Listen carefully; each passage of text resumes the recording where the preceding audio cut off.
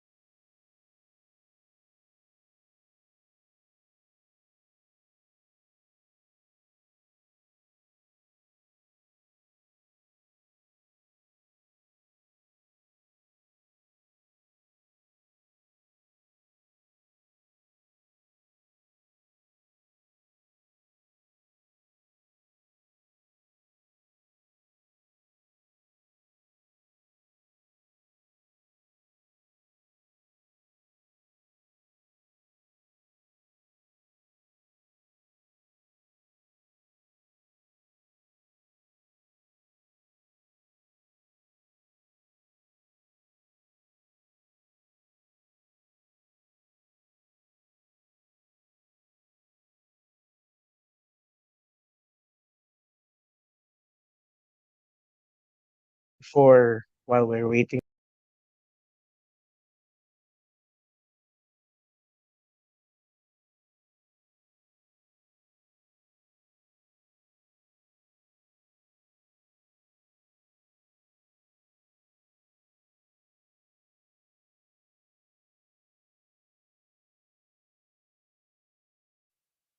We must defend.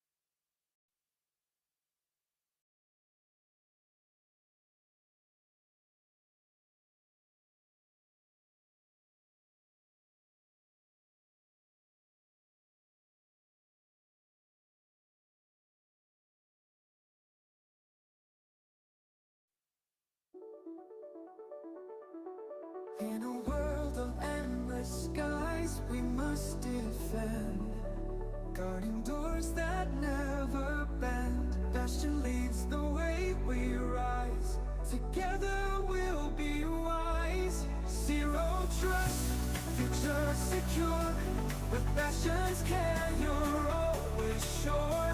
Cyber walls that never fall, standing strong to protect us all.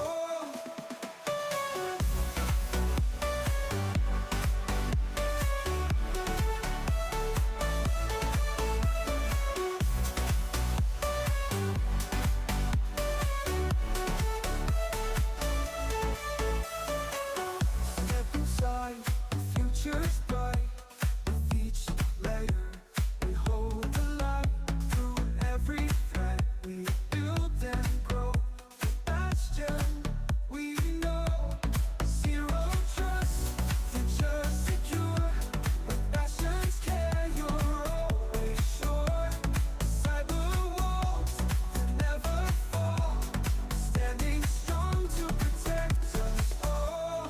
Step inside, the future's bright. With each layer we hold the light.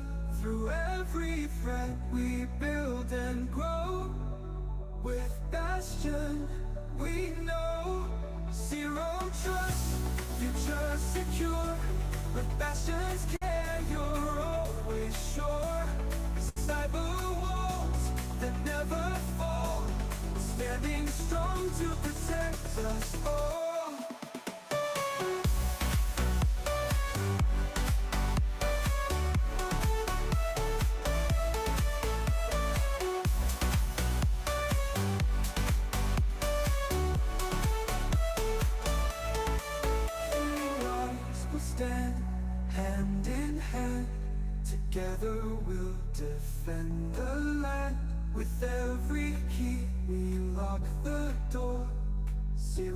trust forevermore.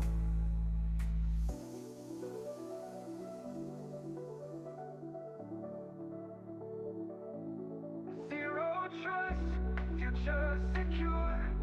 Bastions here will keep you sure. Cyber walls that never fall. Standing strong, protecting all.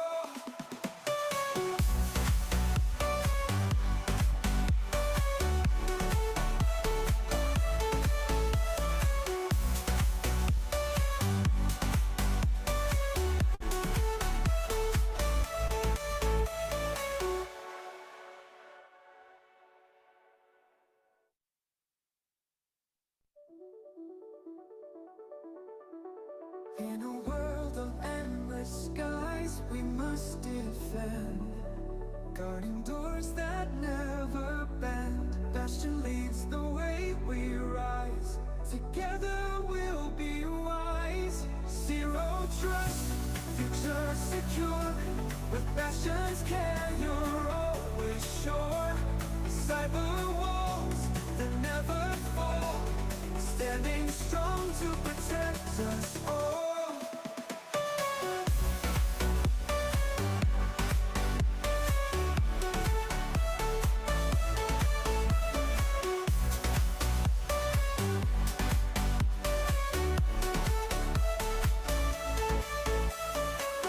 Step inside, future's bright. With each layer, we hold the light. Through every threat, we build and grow. Bastion, we know. Zero trust, future secure. With Bastion's care, you're always sure. Cyber walls that never fall, standing strong to protect us all. Step inside, the future's bright.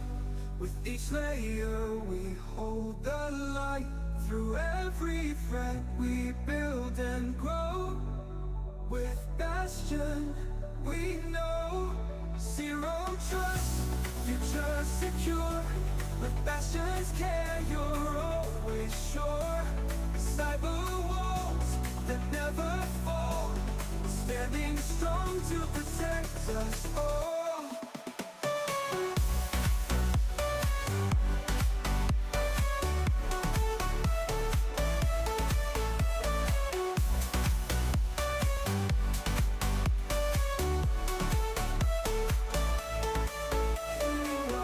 We'll stand hand in hand. Together we'll defend the land. With every key we lock the door. Zero trust forevermore.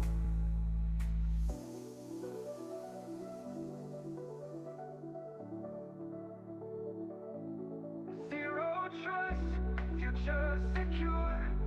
Bastions here will keep you sure. Cyber walls that never fall, standing strong, protecting all.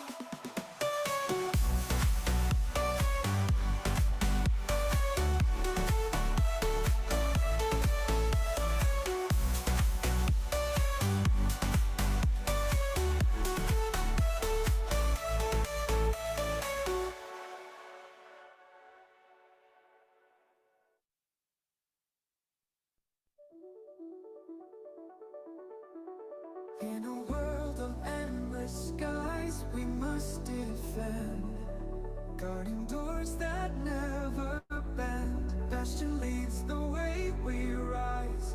Together we'll be wise. Zero trust, future secure.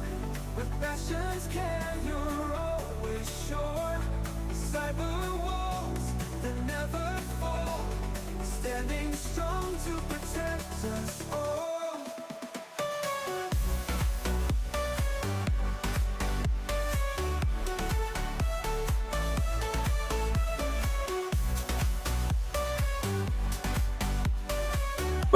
Walang music. Meron sir. Future's bright. Each layer, hold the light. Through every threat we build and grow. Recording and conference. This is not all. We know zero trust, future secure. But passions care, you're always sure. Cyber walls that never fall, standing strong to protect us all. Step inside, the future's bright. With each layer we hold the light. Through every threat we build and grow. With Bastion, we know zero trust, future secure. With Bastion's care, you're always sure. Cyber walls that never fall, standing strong to protect us all.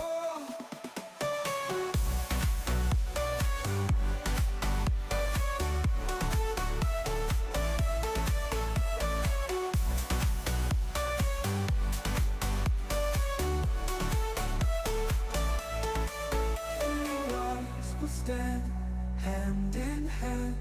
Together we'll defend the land. With every key we lock the door. Zero trust forevermore.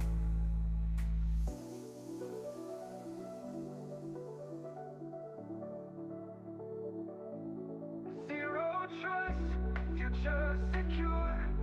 Bastions here will keep you sure.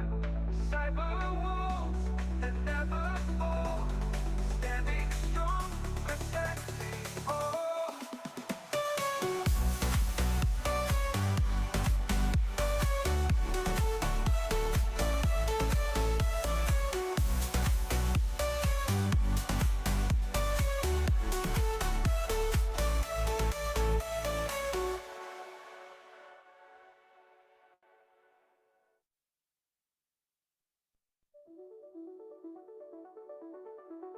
In a world of endless skies, we must defend, guarding doors that never bend. Bastion leads the way, we rise. Together we'll be wise. Zero trust, future secure. With Bastion's care, you're always sure. Cyber walls that never fall, standing strong to protect us all.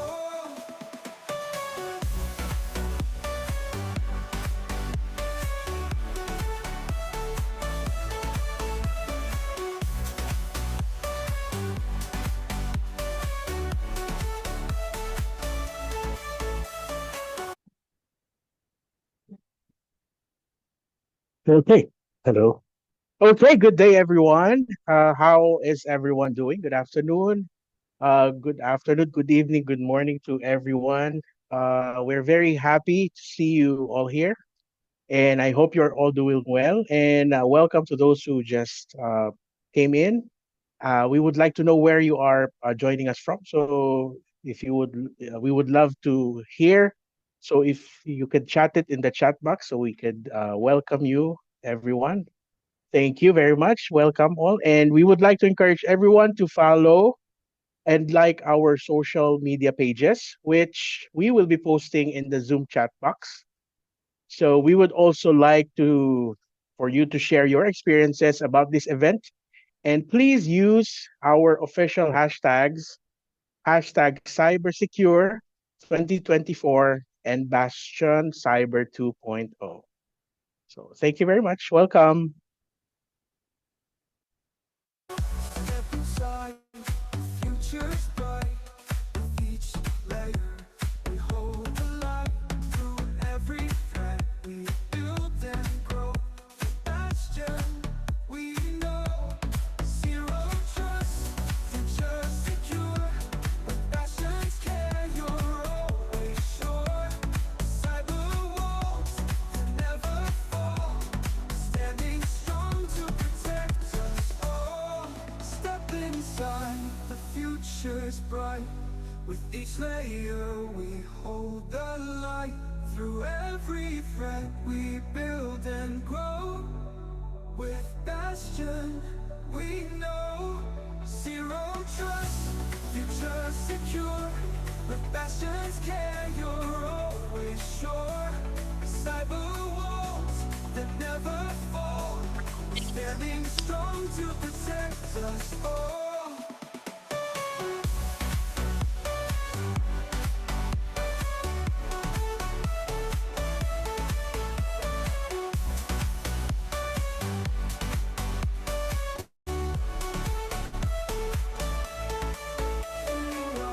We'll stand hand in hand, together we'll defend the land. With every key we lock the door, zero trust forevermore.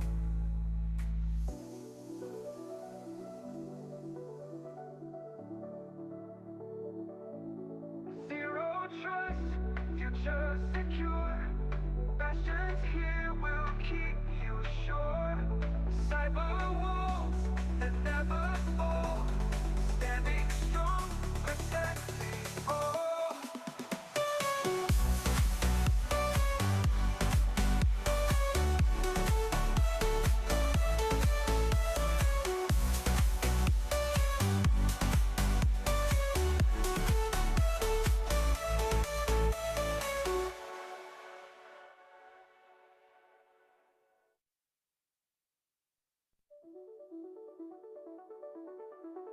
In a world of endless skies, we must defend, guarding doors that never bend. Bastion leads the way, we rise. Together we'll be wise. Zero trust, future secure.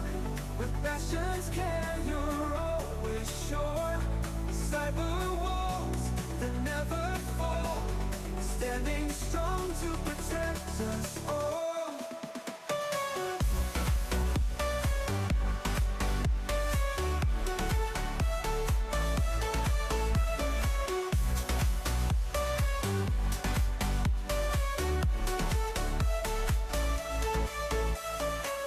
Step inside, the future's bright.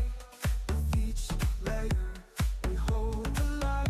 Through every threat, we build and grow. Bastion, we know. Zero trust, future secure. With Bastion's care, you're always sure. Cyber. Okay, so again, welcome to everyone. We are very happy that you're joining us, right? As of the moment, we are growing in the numbers. So welcome for those who just arrived and for those who are, uh, yeah, okay. Thank you very much. Thank you very much for sharing. We are very happy that despite the distance, despite, you know, you are able to join us today. So again, welcome to the Zero Trust Security, the Future of Cyber Defense webinar. Thank you for being here today and spending your time with us. So while we are waiting for the program to start, I would like to invite everyone to join our icebreaker session. So during this session, we will be flashing questions for everyone to discuss about. So this will be a poll type of question. And any one of you who would like to share their answers, you may do so by answering the poll, and we will be sharing the results after each question. Okay, so if everyone is ready, shall we show our first question? Okay, so for our first question, have you ever experienced a cyber attack, and how did your company handle it? Please share your answer, yes or no. And if you have a very brief answer, you may also you can also share it to everyone in the group. So please don't worry because this will be very anonymous and your company shall not be exposed in this poll question. So you may answer freely. The purpose of this poll question is actually to learn the different experiences and practices of each and every one of you, especially to those who are here in this meeting room. So welcome. Okay. Do we have many answers now? Okay. For our next question, thank you for answering. Okay, for the results, Okay. For the results of, let's see the results of the first question.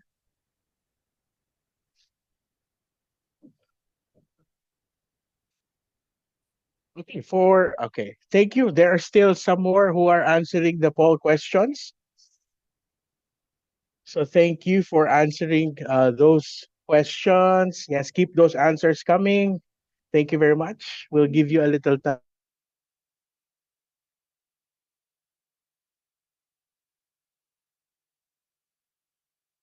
again. Keep those results coming. Okay, people are still joining. Thank you and welcome.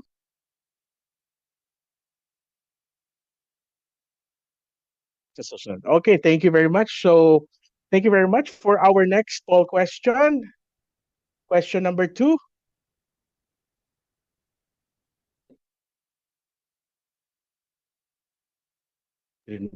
For next question, what's the first thing you think about when you hear the word cybersecurity? Oh, this is a very interesting topic, and we would love to hear your answers. So you may choose to answer the poll questions.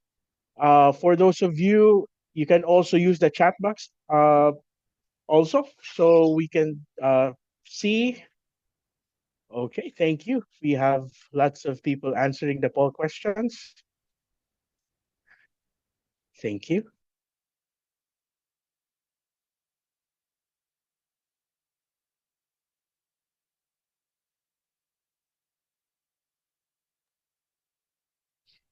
Okay. So as of the moment, we are seeing around 27. Is that correct, Gabno? 27 of 82 participants have been answering. Thank you very much for everyone who is answering. Okay, this will be very interesting. Because at the end of this poll questions, we will be showing the results. So keep those answers coming. Keep those answers coming.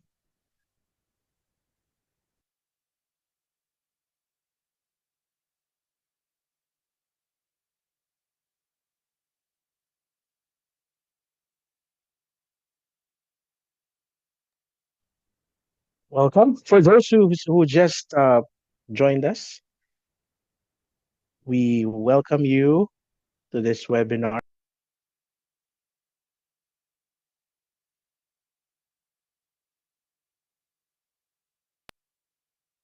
Welcome to everyone. So we are at question number 3. So what's the first thing you think about when you hear cybersecurity? So personally, when I hear the word cybersecurity, for me it's scary, a little bit scary, but right now we are very fortunate because we will be able to learn, everything about how to protect, of course, ourselves and our businesses, our companies as well. Uh, so thank you everyone who are answering.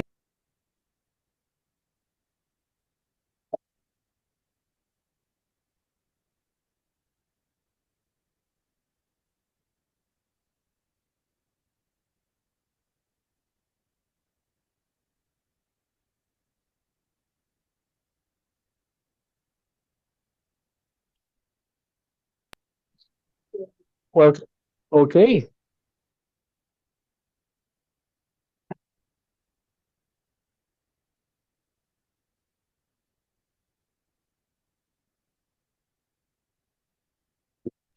So please keep those answers coming, and we will end the poll in a few minutes. So we will be discussing the answers. Welcome.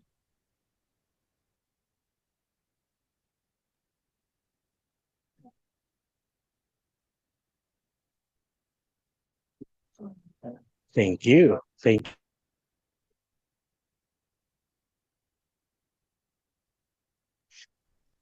Okay, so we will be at this moment, we will be ending the poll questions, and we will be displaying the results. Ayan. Okay, so for question number one, here are the results of everyone who answered. Number one, have you ever experienced a cyber attack, and how did your company handle it? So 16% of the total respondents said yes, they have experienced cyber attack, and 84%, so majority of them haven't experienced any cyber attack. So, and they have short answers as well.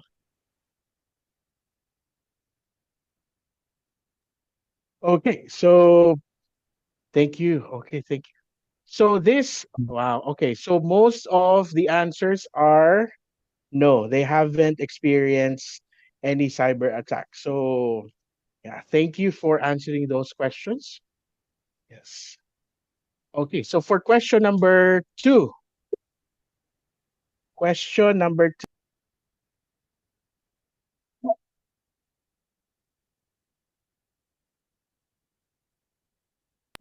So, for those of you who answered, so the question number two is, what are your expectations from this webinar? I also encourage you, for those who answered in the poll, you may also type in your questions, your short questions here in the Zoom chat box, so we can read them. Uh, so for those.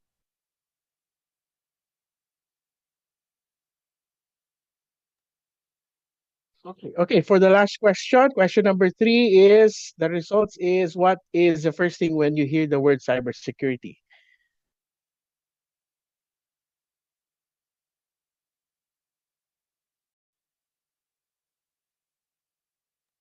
Okay, so thank you very much for joining this poll question. Now, and as we move, thank you for everyone who joined this poll question. Now, we will be moving on. So for our next portion, we would like to thank our major sponsor for this event, OmniPay Incorporated, a premier non-bank financial institution in the Philippines. For more information about their products and services, please visit their website at omnipay.asia. Also, their social media pages at OmniPay. Okay, now may I ask everyone to settle down as we are about to begin our program. Kindly ensure that your microphones are on mute. Okay. And we will begin very shortly. Thank you.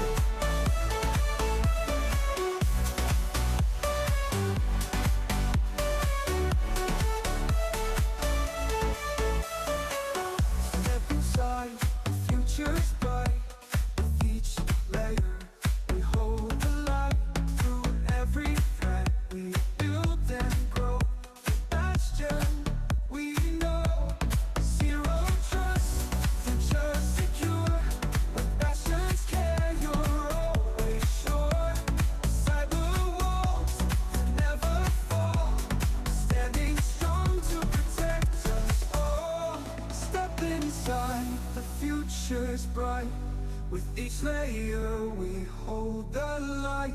Through every threat we build and grow. With Bastion we know zero trust, future secure. With Bastion's care you're always sure. Cyber walls that never fall, standing strong to protect us all.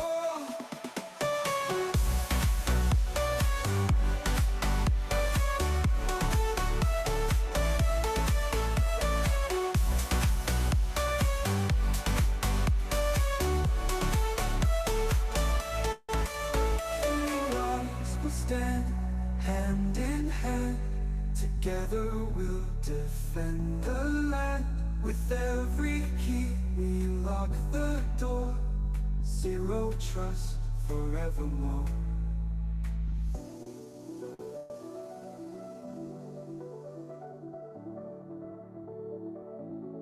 Zero trust, future secure.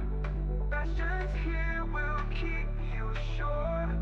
Cyber walls that never fall, standing strong, protect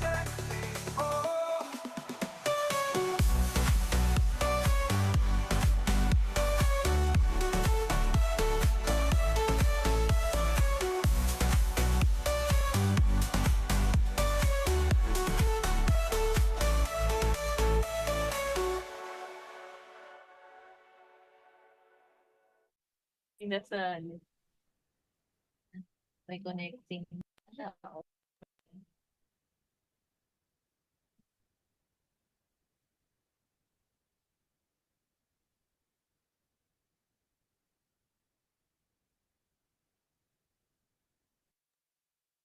My speaker is not working.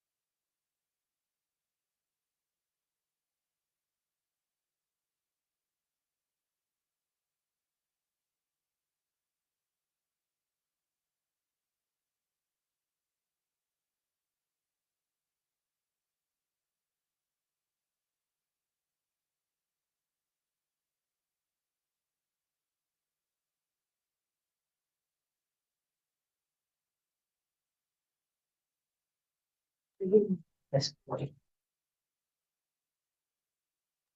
7, 6.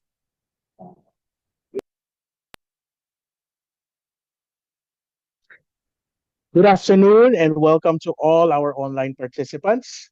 My name is Phil and I will be your host for today. On behalf of Bastion Incorporated, we are very grateful that you're here and you are able to join us today and be part of this special event. We would love to hear from you where you are joining us from, so you may type it your location here in the Zoom chat box.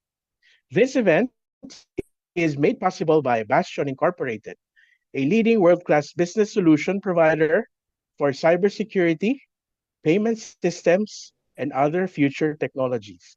For more information, please visit their website at bastion.inc and follow their social media pages, Bastion Inc. This event is in partnership with Cyber 2.0 Beyond EDR, a total defense against the spread of all cyber attacks. For more information about their products, you may visit their website at Cyber 2.0. Again, we would like to thank the sponsor of this event, OmniPay Incorporated, a premier non-bank financial institution in the Philippines. For more information about their products and services, please visit their website at omnipay.asia and also their social media pages at OmniPay. We would also like to give thanks to the Israel Economic and Commercial Mission to the Philippines in cooperation with the Embassy of Israel here in Manila, especially to Ms. Frances Carlos for supporting in the success of this event.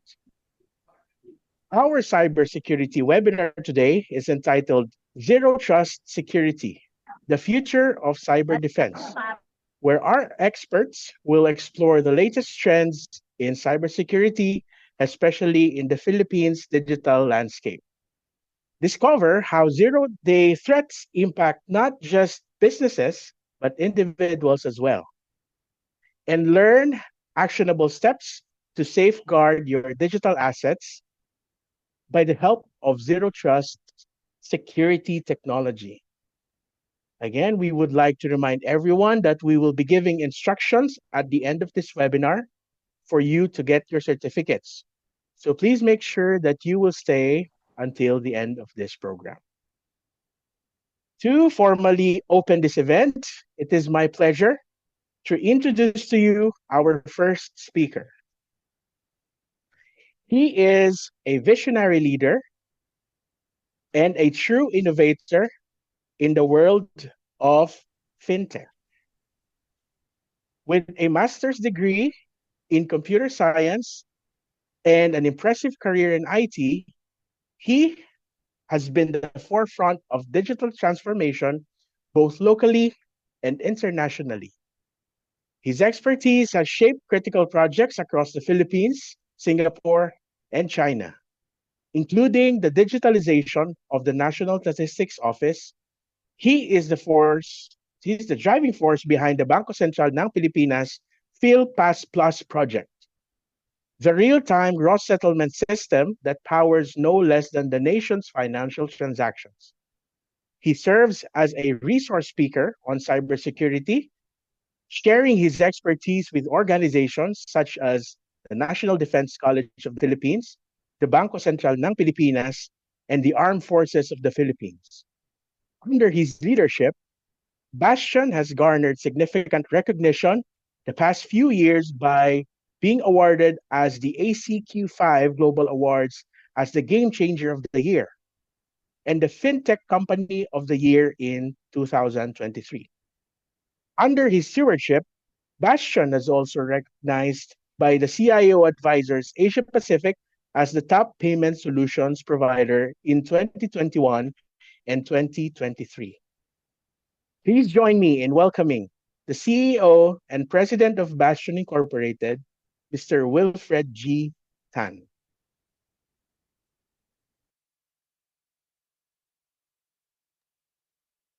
Hi, good afternoon. Did you guys hear me? A warm welcome to all of our guests. I think I see people still logging in into the to that webinar. And so we'll give them a few seconds to get settled in. But I'd like to extend a warm welcome to all our VIP guests, fellow executives, both local and abroad. Our guests that are logging in all the way from the US in the East Coast. It's early morning for a lot of you guys there. So thank you for sacrificing your early morning to be with us today. I'd also like to acknowledge our colleagues and friends, teammates, shareholders, and the like in Bastion and OmniPay. I'd also like to acknowledge the Embassy of Israel for helping support this event. Our countrymen in the uniformed and armed services, the National Security Council, the NBI, the AFP, the PNP, and other folks there. Welcome to the webinar today. So, cybersecurity is a universal concern. It affects all of us, and by the turnout of the registration, we were frankly pleasantly surprised at the number of registrants that came and said that cybersecurity is a topic of interest for them for a lot of reasons. All of us are old enough to remember when cyber was not that advanced. We live in the physical world where we have rules governing us, but there's no such thing in the cyber world. As we enjoy further, I guess, conveniences that are brought about by technological advances in the world, I guess the cyber crime has kept in pace with that evolution as well. So now you have things like cyber criminals that offer services. So it's not just financial and technology companies that are offering services. Even criminals have evolved to peddle their services as cyber criminals. So it's quite interesting in that the evolution occurs on both sides of the fence. Data, and we talk about data a lot in the coming talk, is one of the new currencies. It's not just, and when I say currency, I'm not referring necessarily to Bitcoin or a fiat currency, but your data, whether it be a personal data that refers to yourself, or you are a custodian of financial data or of, let's say, academic data or transaction data. So these are the new currencies of the cyber world. So because of that, criminals recognize this as well. So attacks occur daily, and these attacks, unfortunately, are increasing in sophistication and frequency. So because there's no rules, our law enforcement agencies that try to help us are limited in resources. So all of these attacks and things that happen to us in the cyber world, because of this, breaches become more and more common in everyday life. We hear about company X becoming the next victim, and so on and so forth. Here in the Philippines, we've locally heard about a lot of these cases involving government data. And I'm sure all of those that live here, those are fill us all with concern as citizens, because those are our data, and they become compromised and they are now shared into the wild.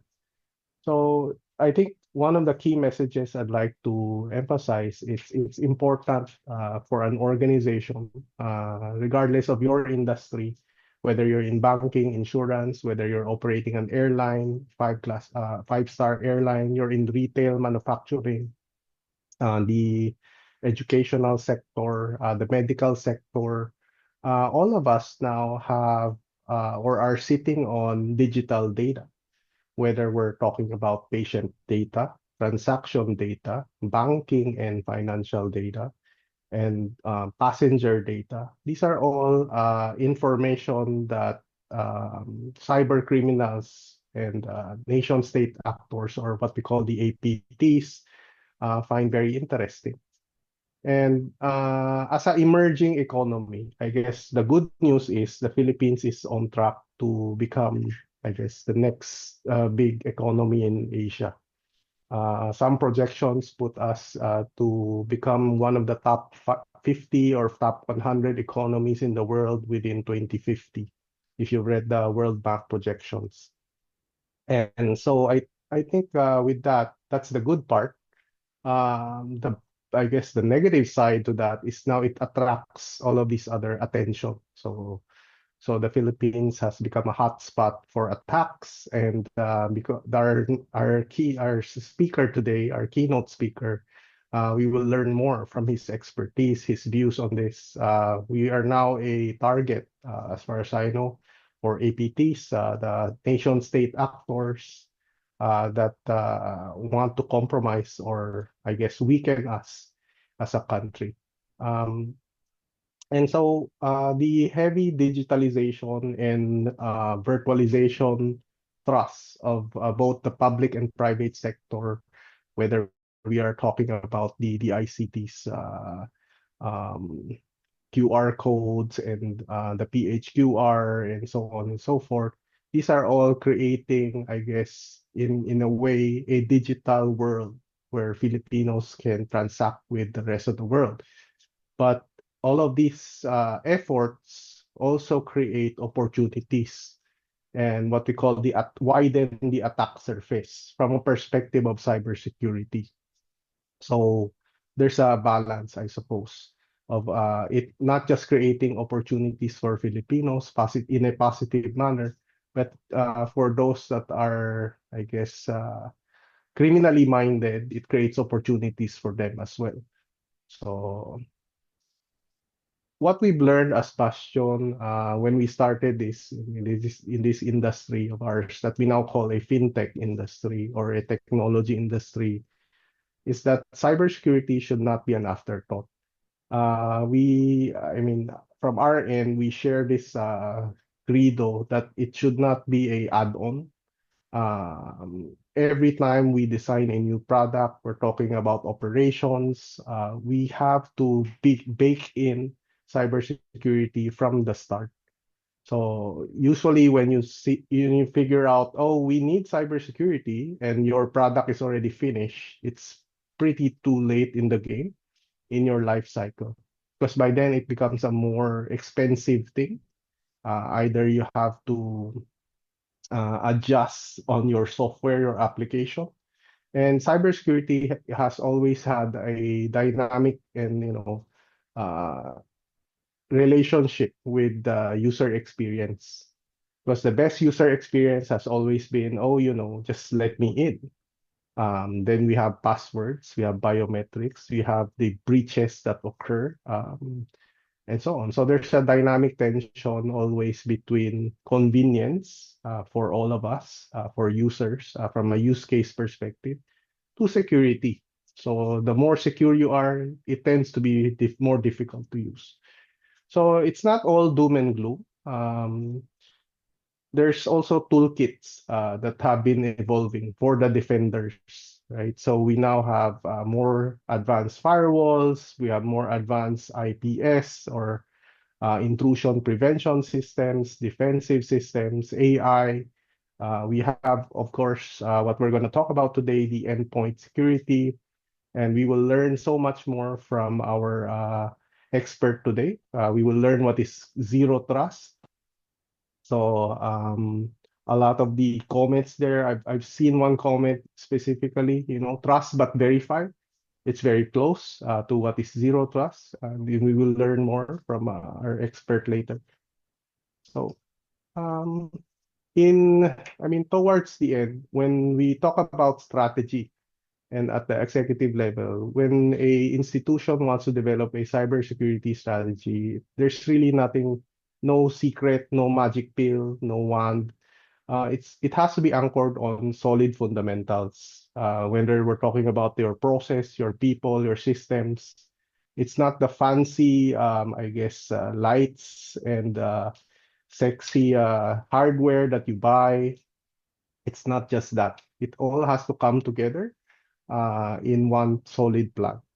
So something as simple as patches can make a big difference in an organization. Whether you're a small organization, you're a rural bank, you're a small company out there that's growing, simple things matter, right? So, but now when we get to the top end or the medium-sized companies that you now have more need, then you begin to explore things like cutting-edge systems like endpoint security, zero trust concepts, and so on. So I think all of those topics are of interest to all the audience today. Again, a very warm welcome to all of you. When I met our speaker, he's actually a personal friend of mine.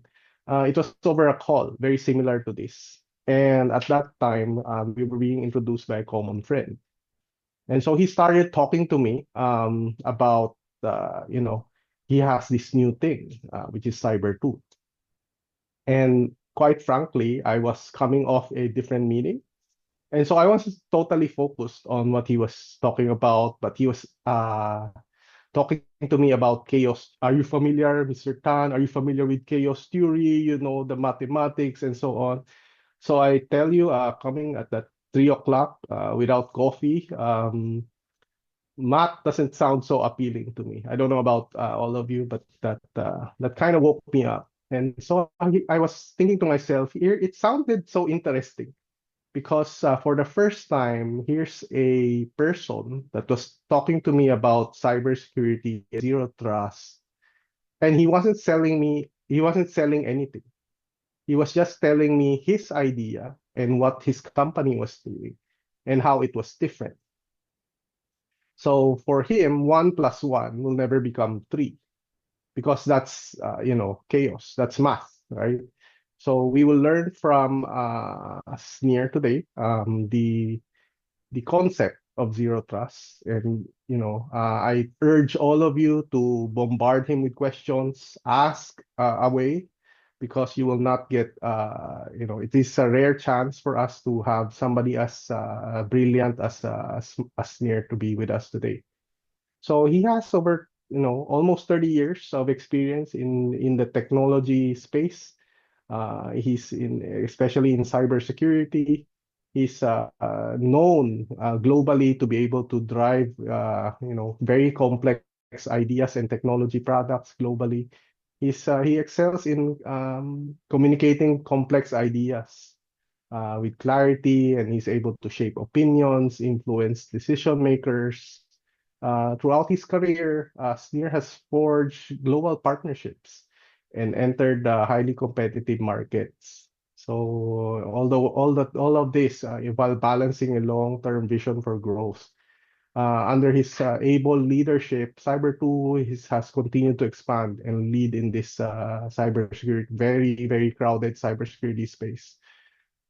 So in addition to this, the company has won multiple awards, the National Cyber Awards for 2022, the Cyber Tech 100, and then I think most late last year, I think, or this year, I think he got awarded also by Frost and Sullivan as the best cyber for IoT.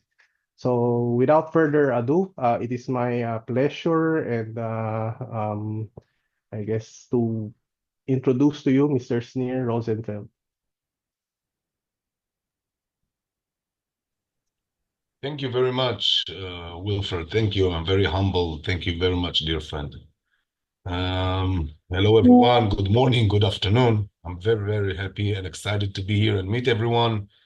Before we begin, I would like to thank my dear friend, Mr. Wilfred, for having me here. He's been a friend of mine of many years now, and every meeting with him is always very, very interesting, and we always think about what we can do better and how we can do things differently. And it's a great opportunity for us to speak today about cyber. We will begin in our presentation today from class 1. We will speak about the ordinary cyber, and once the presentation will evolve, we'll go up the scale, going deeper and deeper into the cyber world and to the communications and what's going on in cyber world. So let us begin, and let me share my screen with you, and let's go over the cyber attacks and how we see it. And it's a very, very interesting place. It's a very, very interesting notion, and I'm very happy and honored to be here. I will be happy to answer any questions you might have during the presentation. Feel free to write them down in the chat, and we will address them at the end of the presentation. So hello everyone, my name is Sneer Rozenfeld, and I'm the CEO of Cyber 2.0, a cyber company from Israel. We'll speak about being a cyber company from Israel and what does it mean in a global scale, because it's going to be very, very interesting. As you know, we are currently in the last year in war with 7 different fronts, and we're going to explore that also in our presentation. Before we begin, I would like to tell you something that I use as a manager, that I use to manage my company. I use it in sales, I use it in technology. I use this sentence in a lot of things that I'm doing, and it's very, very simple. If you keep doing the same things, you will always get the same results. Albert Einstein used to say that, and we use this line as a follow-up, as a mantra for us to develop technology, to change things, and we'll explore it and see exactly how people are doing the same things all the time, and they're not understanding what's going on and why they are continuing to fail. We'll speak about it. We'll use Albert Einstein sentence a lot today. Now, we're at 2024, and 2024, we see a global surge in cyber attacks on a global scale. We've seen a lot of attacks coming in. It's immense. The Iron Swords in Israel, the war, we've seen a lot of things coming here on different scales with different wars moving forward, and it's very, very interesting. The ongoing conflict between Russia and Ukraine has brought many, many cyber attacks on the European region from various countries, and the tensions on a global scale is showing that cyber attacks are on the rise. Now, before we go into cyber attacks and before we start speaking about all those things, in the poll, somebody said it's scary, when they speak about cyber, it's scary. Well, we will try to simplify it so everyone can understand what does cyber attack means. What does it mean, cyber world, how the cyber world operates. So before we go into that, let's understand what happened. Let's go back 20 years ago. And 20 years ago, the industry was very, very unique. It was very, very peaceful. Everybody was coming to the office on a daily basis. They were saying hello to the guard at the desktop. They were punching their cards. They have various machines to do various tasks. Everybody had to come to the office in order for them to work. The assets were easily managed in a single location, and it was very easy to manage everything. Now, in the last 20 years, we went through a digital transformation. We went forward in technology in the last 20 years more than we did in the last 2,000 years. Now, think about it. That is amazing. What a huge technology leap we had in the last 20 years. And today, when we go to work, well, there's a whole new industry coming in, and the industry is speaking about everything is being connected. Everything is smart today. You have smartphones, you have smart computers, you have smart robots, you have everything doing everything for you. You have Internet of Things, you have cameras, broadcasting data all over. Everything is so smart. You have AI already doing a lot of things instead of real people. And it's very confusing. You have multiple networks. And since COVID-19, you have people working on a global scale from various locations. You have people working from home. You have people working from restaurants. They are working from other places, from other locations, and everybody wants to be connected all the time. Now, the difference between the old industry and the new industry is what is a gap that we need to understand and go over. We need to understand exactly how to go over that gap, because even though technology went very fast, we just at the end we started thinking about cyber defense system. We wanted to do a lot of innovation, we wanted to improve our results, want to improve everything we are doing, and only at the end we started thinking about cyber defense system. Now, today's world is divided into two places. There is the physical world. And in the physical world, hello everyone, my name is Sneer Rozenfeld and I'm a CEO of Cyber 2.0. I sit in Israel and I am working here and it's very, very interesting. But there's also a virtual world, the web, the internet. The virtual world, I can be whoever I want to be. I can be a 14-year-old child from the United States. I can be a Tibetan monk. I can be someone from India. I can be whoever I want to be. I can be an 80-year-old guy. I can be a 30-year-old woman. So there's a huge difference on what's going on in the physical world than the virtual world. In the physical world, we have sunset, we have sunrise. We come to work in the morning. We leave in the afternoon, and that's okay. At the virtual world, it's working 24/7. No holidays, no sunrise, no sunset, no breaks. It's working 24/7. In the physical world, I'm relying on all of my five senses. I'm relying on my eyes, my ears, my taste, my feel. I get to explore things and feel them with all of my senses. At the virtual world, I can only rely on my eyes. Yes, sometimes I can also rely on my ears, but think about it. At the virtual world, basically, I'm 80% blind with all my other senses. Now, we must understand the environment we are operating with, the environment that the cyber hackers are operating with, because it's a whole new environment. In the physical world, we rely on security, on physical security. We need soldiers, we need airplanes, we need tanks, we need bombs.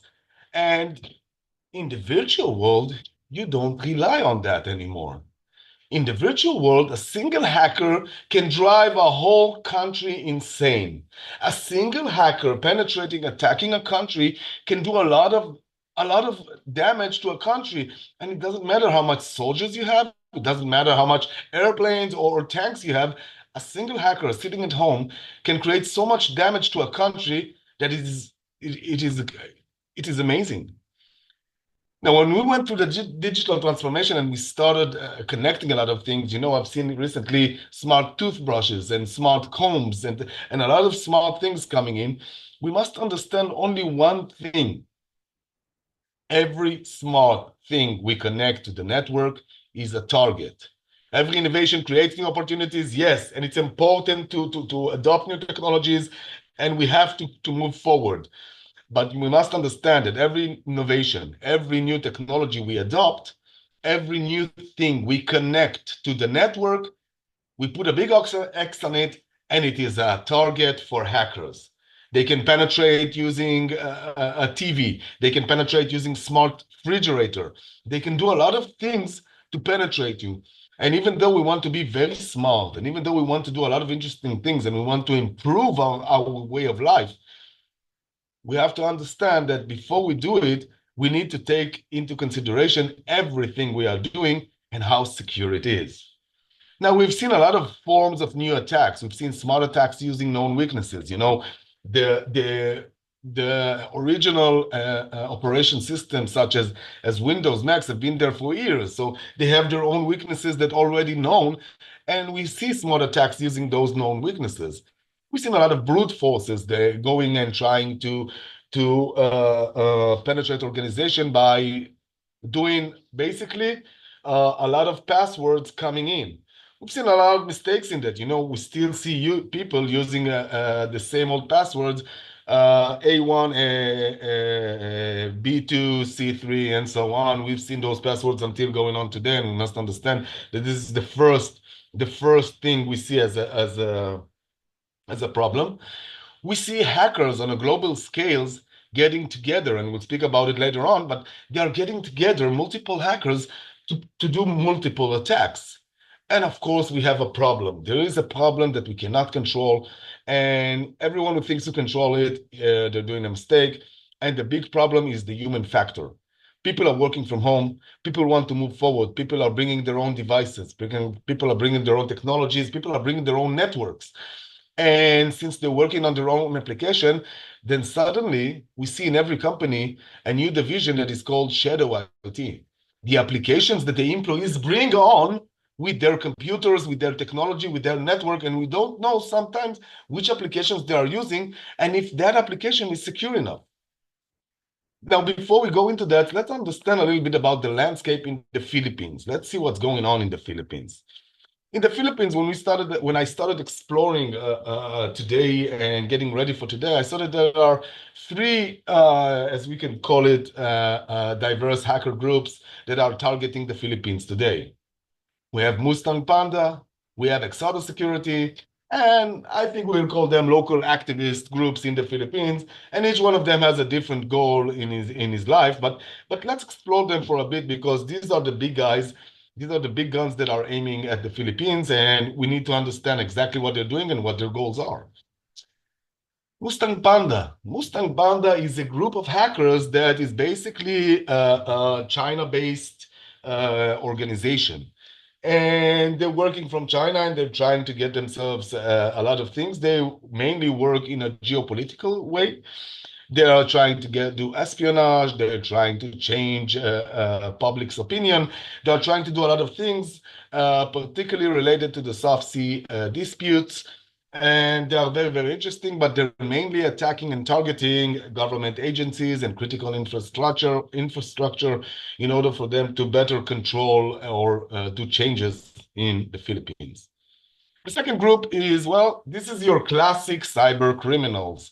Exodus Security. Exodus Security, well, you know, they like to do a lot of things the whole passionate criminal way. They want to ransom, they want to steal data, they want to publish data, they want to encrypt files, and so on. And you will see it, they're working in alliance with various criminal organizations such as Robin Cyberhood and Sealnet and Gang SG and so on. And they're even giving service for customers. They're very well organized. They work as a big company, and they can even sell their services. So if you want to hire a hacker for service, or you want to invite a DDoS, then you can contact them through the shadow web, and you can be and you can pay them and have them as your employees. The main idea is very, very simple. They are trying to gain money. Everything that's behind Exodo Security is about getting money, and they're trying to do a lot of things in medical or lawyers. They're trying to get personal data so they can ransom customers.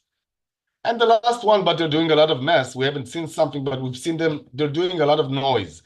And basically, it's local activist groups in the Philippines. Their main idea is to disrupt, to gain attention. Activists who wants to have their opinion heard. They want to mutilate, destroy things. You will see them going on and destroying websites or encrypting. And they're not searching for money. They're only searching for attention to get their voices heard. Now let's explore some of the attacks that we've seen in the Philippines for the last years. I will not do a deep interrogation of the cyber attacks, but I want you guys just to understand a little bit about the attacks we've seen, and then we will start exploring that as we move forward. One of the attacks we've seen is about the Phil H ransomware attack. Now, this was very, very interesting because the attacker was the Medusa ransomware group. It's another group we see. It's not operational so much at the Philippines, but this one was done by the Medusa group. And it was very easy because they penetrated the Philippine Health Insurance Corporation. Basically, what they wanted to do is they wanted to do damage. Now, we must understand that once they hit a ransomware, they were disrupting all the online services. Now, today we are completely relied on computers in the healthcare. And this attack caused the health insurance company to move to working manually.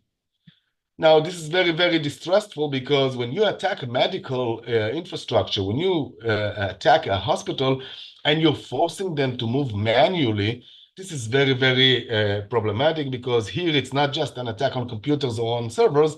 Here is an attack that can basically endanger lives. The government assured no public personal data was compromised, and they had a demand of ransom of $300,000 to restore access to everything. The second attack is a bit more global. And we've seen the Mustang Panda and Exodus Security and others co-working together, and they wanted to get into the government website. Basically, they wanted to identify, to change political views. And even if you go to a website and change one line or change something within the website, not corrupt it, just change something, and the owners don't know that you changed one article. And instead of it saying this, it's saying the other way around, and nobody knows that. And then everybody goes to that and read the article and then say, wow, this is what they think? This is not what I expected them to think. And the main idea, well, it was basically to change public's opinion. We've seen it happen all the time. They're targeting a lot of well-known websites. Now, if you think that only government and medical, well, I will explore with you one of the attacks that we recently seen, and it's going on and it's growing all the time. And this one is targeting everyone. It's targeting everyone. And it's a fake job offers that distribute software. Now, how does it work? This is very, very interesting because we must understand that the hackers are doing whatever they want and whatever they can to penetrate organizations, and they are not saving back. Now, here is the scenario. They go to your employee, they go to a person, and they tell him, hello, sir. We went through your LinkedIn profile and we found you very interesting, and we identify you as you might be fitting for a dream job as VP sales or whatever in our company. And they give him a job proposal. And the employee is so flattered and he's very happy about it. Wow, this is my dream job. Wow, look at the salary. Wow. Finally, somebody identified me as the leader I am, and I'm going to get the best job I deserve. And then they go to the job interview. And in the other side, when they go to a job interview like that, on the other side, the hacker sits in front of them and is actually giving them a job interview. He's actually interviewing them for a position. Now, you understand there's no position coming here. There's nothing coming here. And while they're doing the job interview, the victims download and run a malicious JavaScript project while we are connected through a video conference and we do a job interview. The result is happening that you get installed through the interview malicious software called Beavertail. And once you have Beavertail, then it moves forward and it giving you Invisible Ferret. Invisible Ferret gives complete control for the hackers to get through your computer over and over again as much as he wants to. When the job interview is over, they tell you, wow, you had a great job interview. We are interviewing more people for the job. We will get back to you. After a couple of weeks, you get the message that you didn't get the job, but your computer is already infected by malicious software. Now, think about it. Everyone is a target. Now, I've seen a new version of it coming on, and it's very, very interesting. They're not giving you a job interview. They're connecting with you and telling you, hello, sir, we are from Cyber Magazine, and we found you as a leader in the cybersecurity area, and we want to interview you for the coming newsletter we are going to publish in June, and we want to hear what you have to say. They're going to CFOs, they're going to VP sales. We want to hear what you say on the sales. We want to understand how you manage. And people are going over, and people want to be interviewed, and people want to be heard. So they're getting interviewed by a hacker to a false newspaper. By the way, they set up a website for the false paper, so you think it's real. Meaning hackers are doing everything they want and everything they can to get into the computers. And we must understand that everyone is a target, not just government, not just hospitals or critical infrastructure. Everyone is a target because knowledge is power, and everyone has a lot of data, and they want to steal your data. They want to steal everything, pictures, communications, connections, and so on. Now, let's speak about us. I live in Israel, and we are a startup nation. And we've seen a huge increase of attacks against Israel on the cyber war front. Everybody's speaking about 7 fronts we are handling at the moment, fighting Iran, fighting Iraq, fighting Lebanon, fighting Syria, fighting Hamas. But there is another front we are handling at the moment, and this is the cyber. And let's speak about it. We are known as Startup Nation. Why is that? Because there are many startup and technological companies coming from Israel. Now, let me tell you about why they love us so much at the hacking world. First of all, they have OP Israel. OP Israel is an event. We have our own OP Israel event. Every year around April, OP, which is a group of activists who don't like Israel, they give and they publish movies over the YouTube, and they're telling we're going to attack Israel on this date. Israel beware, Israel we are coming, and so on, and they're scaring everyone, and that's very, very amazing. Now, why do they do that? You know, when you want to attack someone, the most interesting thing is the surprise factor. They are not surprising us. They're telling us exactly what time they're going to attack us. Now, why is that? Well, it's very, very interesting because their approach is very, very interesting, since when they do it and they publish it, first of all, they're recruiting other hackers from various sectors. Hey, everyone's going to attack Israel on that day. Let's join in the fun. On the second thing, they're doing a more damage, such as, well, everybody's here is getting critical and hysterical, so they're buying more defense systems and they're shutting down computers, and everyone here is afraid of their critical assets.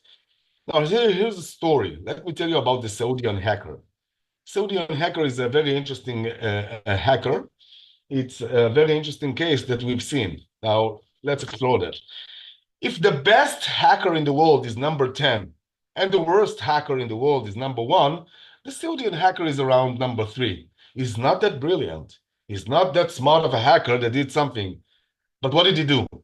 Well, he was going after private people in Israel, and eventually he managed to steal 20 credit card numbers from Israeli victims. Now, what did he do? Usually, either you sell Visa or credit card through the dark web by $50 for a forged Visa number or credit card number. But instead of doing that, he published it. He published it on a global scale wherever he can to.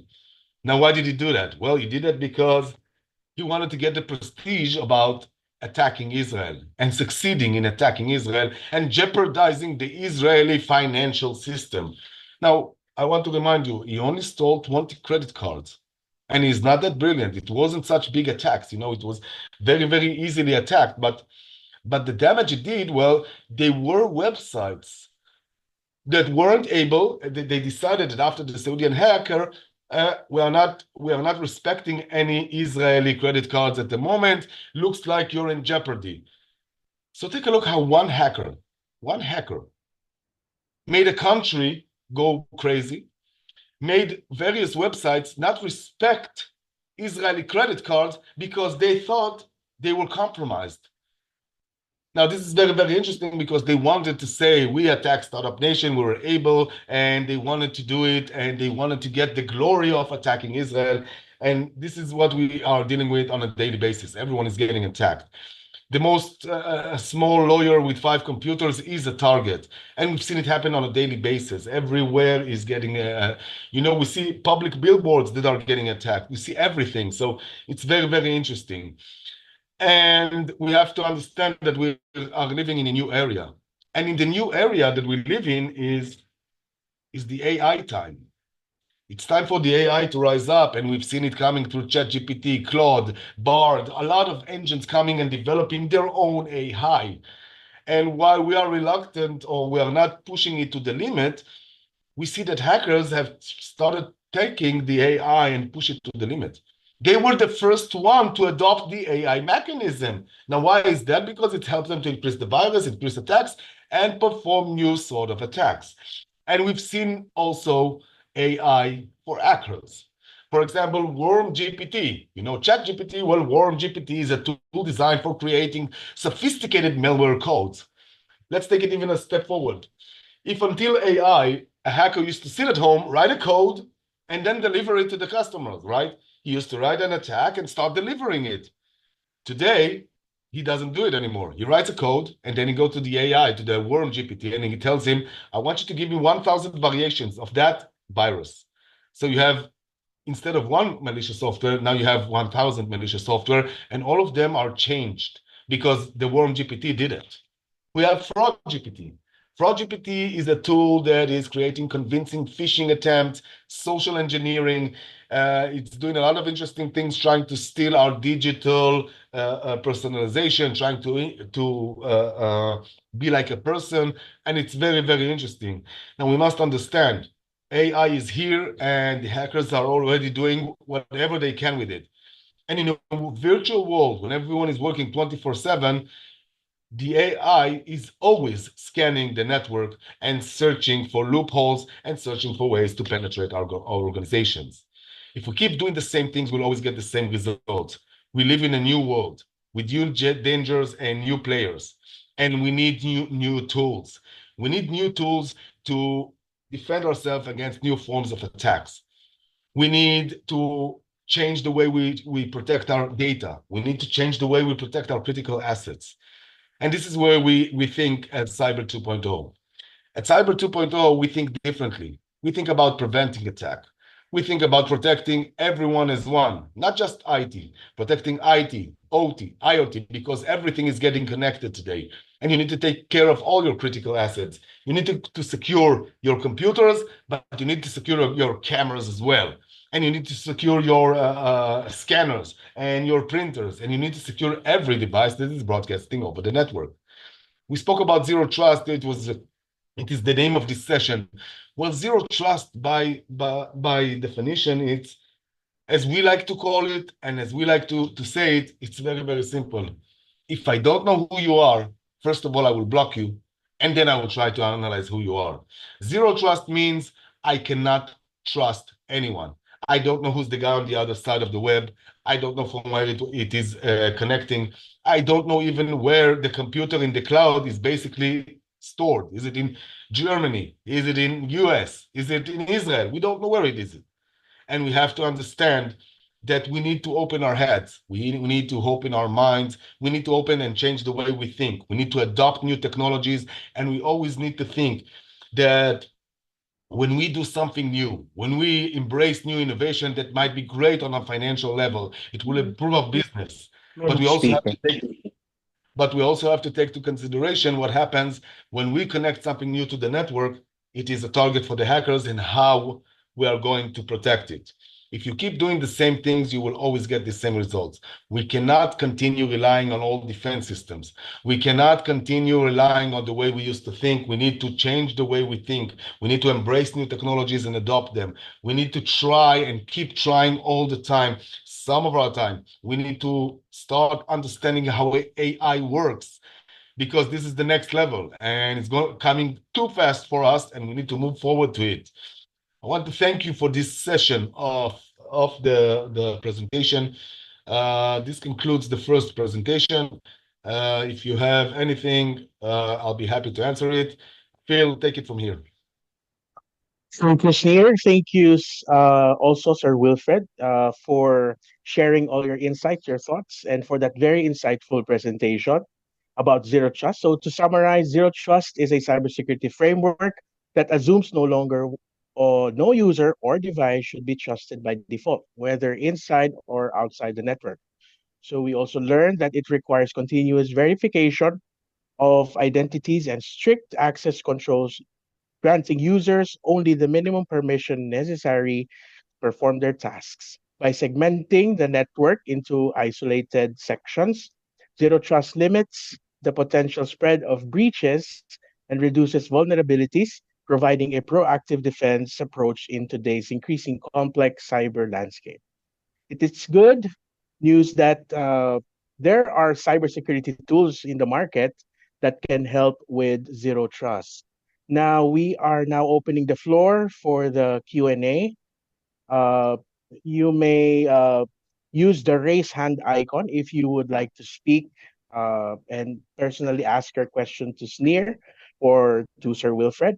Or you may opt to use the chat box here in the Zoom, and we will be reading the questions from there. So you may start asking your questions now po.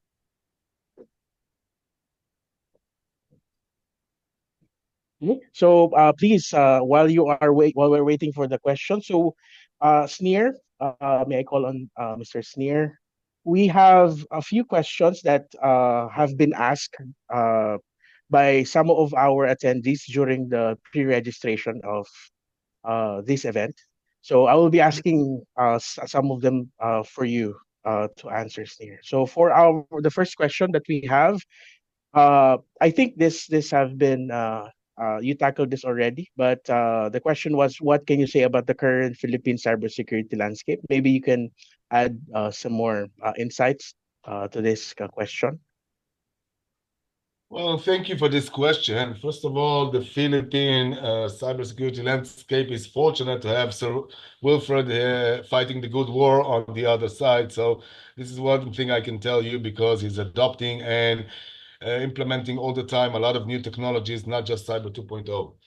The second thing we see is we must be more aware, and we've seen that most of people are not aware of the dangers. People thinking it's not going to happen to me. We're the Filipinos.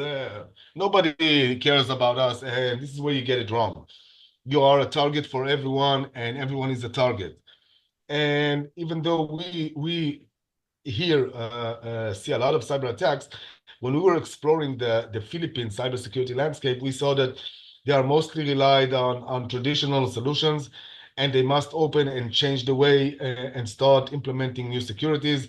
They have a lot of players acting within the cyber market, trying to penetrate various organizations, and you have to start evolving and going to the next phase.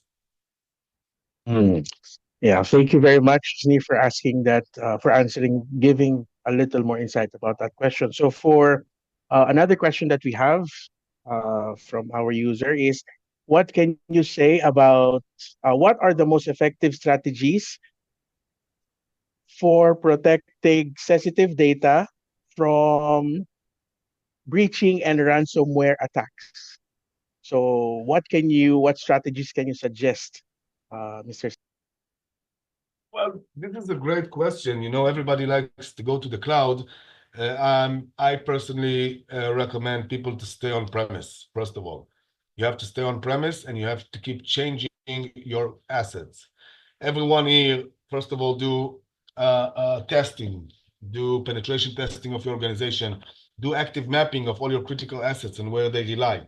When you sit on the cloud, you don't know where the data is going to. For example, an employee is working from home at the moment, and he's working using his Mac OS. He has a Get-Right Macintosh computer, and he's working on it. Now, this computer is completely out of the network. This computer is working on a home network from home, and it has its own applications. And he's downloading some file which is working on, let's say he's working, I don't know, on salaries or whatever. And once he's working on it on his computer, and he has his own application there, a lot of applications are taking the data to their cloud. And eventually, when an employee is working from home, He has a lot of information of the company, of critical assets, critical of the company, sits on his computer at home, and it is backed up to his Google or his Amazon or whatever, and then you're losing control of your critical assets. So the most thing I can tell you is one thing. First of all, you must you must continue working on premise.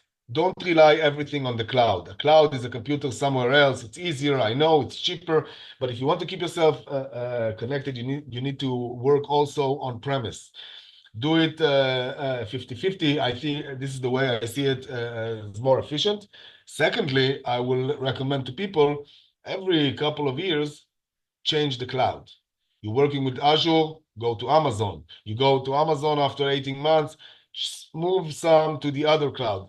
Keep changing your targets, their IPs, and where they are, because hackers are working a long time to penetrate organization. Usually a hacker does 6 to 9 months attempts until he's successful. Now, it's not a fair world, you know. As security operation officers, they have to succeed 100% of the time to protect the organization. Hacker needs to succeed only one time. So we need to make it harder for the hackers. By the way, about passwords and everything we said, every 3 months, change all the passwords to all your critical. You must do it as a must. It must be happened, and you must change the password. Password is the easiest way to penetrate the organization. Two-factor authentication is better also. Mm. Yeah, thank you very much. It's very I know it's very comforting to hear those things, because these are some of the simple things that we ignore every day, especially for us working at home, for those who are working outside the office. So we think that we are protected, but we are actually more vulnerable than those working on premise. So thank you for answering that, Sneer. So yes. Okay, so we have one question here from our audience. Uh, and I will be asking you this question. So the question here is, what digital forensic tools do you think does the Philippine lacks or needs? Well, getting a forensic tool is very, very important. For example, here in Israel, we keep all the data for 12 months at least, meaning we know all the traffic that is coming through the network and from where it was originated on a 12 months, and we keep the logs all the time. You must start analyzing the logs backwards, because when a cyber attack happens, and according to the poll, 60% said that they had a cyber attack, right? So Yes, according to the yes. poll we did in the beginning, it's very, very disturbing, because it's not a question of if, it's a question of when. Now, think about it. When you get a cyber attack, it didn't start today. When you get a cyber attack, it started 6 months ago. And you have to take the logs, keep them occupied so you can investigate them. And once you start investigating them and running them through various tools, you will be able to identify anomalies. You will be able to identify things that are broadcasting over the network that shouldn't be doing it. And you must start seeing all the communications. You must start monitoring everything that is broadcasting over the network and getting the logs and start analyzing them. And you must understand, every cyber attack does not start today. It always started 6 months to 9 months ago. So we need to understand what happened 6 months ago, and not what happened today. Today you got encrypted. You got nothing to do anymore. It didn't start at this moment. It started 6 months ago, and this is what you need to understand. Yeah. Yeah. So it's really, we have to be safe, because yeah, as I agree that cyber attacks doesn't occur overnight. So it takes a long time. So before the time that you are being infected by a malware, it's it's already at an mature stage. So yeah, thank you for that insight, Sneer. So we have another question from our early registrants, our online registrants. So his question is, how can organizations effectively design and secure network applications and systems against evolving cybersecurity threats and vulnerabilities, while leveraging best practices, monitoring tools, and advances in technology? Well, I'll tell you something brand new now. Brand new. There isn't a best practice. We write it down as it happened. Cyber attacks are been there for the last 8, 10 years, but every year we see them happening on a different scale. We see something new. So you can have a book, but usually you write the book as you go along. It's not something that you can prepare to. The attacks that are coming in are brand new. It's always brand new. They are not doing something they did. You will not see an attack that happened 5 years ago going again. It's always getting smarter. It's always getting different, and it's always changing. Back in the day, we used to see attacks such as ransoms. And then everybody, what did they do? They went to do themselves, a backup. They do a DR, disaster recovery. This was the best solution for ransoms. They used to get ransomed a lot of times. And what do? You do disaster recovery, and within 4 hours, everything is coming online. No need for the ransom, and everything is so easy. So then the hackers evolved and they took it a step forward. And they are not just ransoming you, they are blackmailing you now. They are publishing your public data, your customers' data, and they're telling you, if you will not pay us, we will do everything. And we see so many companies getting damaged by it. So basically, before you begin adopting tools of defense, you have to do monitoring and active mapping, understanding your critical assets. You have to do penetration tests that identify your weaknesses. You have to do employees training, and alert them about the attacks and alert them about the reality that is happening on a 24/7 scale, on a global scale. They always have to do. You have to do a security day in the office every 6 months. This is what I do with my employees. I give them and I speak with them about things. And when something huge happens, then I speak with them, with my employees on daily meetings, and explains to them what's happening. Now, we all grew up to understand that there's the layer defense systems. We were working in 7 layers. You have to be physical, you have to be virtual, and so on. We have to understand, and we have to start speaking the language. We need to change. If we're working with one defense company, after a couple of years, we need to recheck it and maybe start doing something else. For example, if you're working with Palo Alto, after 4 years, it's about time. Even though they're a great company, they're doing something amazing, but everybody knows that you're using Palo Alto. They say they're using you as a recommendation for Palo Alto. So after 4 years, even though you don't like it, and the CTO might tell you no, change it to Checkpoint or change it to something else. You must change all the time. You cannot stay resilient and rely on everything that will happen. I think this is the best thing we can do, but we are always to take into consideration about what are the vulnerabilities, and people must know. The weakest link in the chain is the human factor. We cannot control the human factor, so we must keep our people and our employees within knowing what's going on. They must understand what's going on. We need to educate them, train them, change their passwords, get them connected through various devices. And one of the things we've seen is there's a new game coming at the last 6 months. We've seen it. It's called Roblox. My child loves to play it. We've seen people playing the Roblox game now. And as you can see, when we come from work, we give the computer to the children and they play their Roblox. Now we've seen it happen in the Neo4j for Minecraft users. Now we see attacks coming from the Roblox, from the game. When our kids play our computer, they are getting compromised. And we've seen attacks coming from Roblox. So we also have to understand we cannot install whatever we want to on our computer. We not just need to think on a company security, but on our own security. And this is what we need to take into consideration.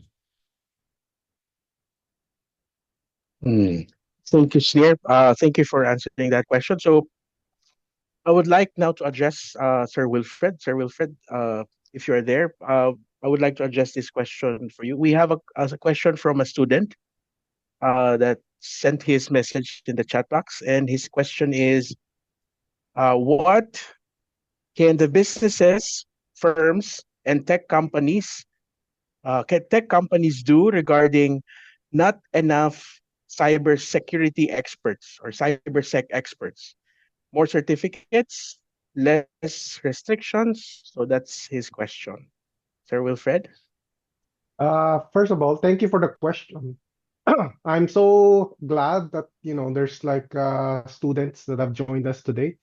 and I welcome you to this wonderful world of technology and now cybersecurity.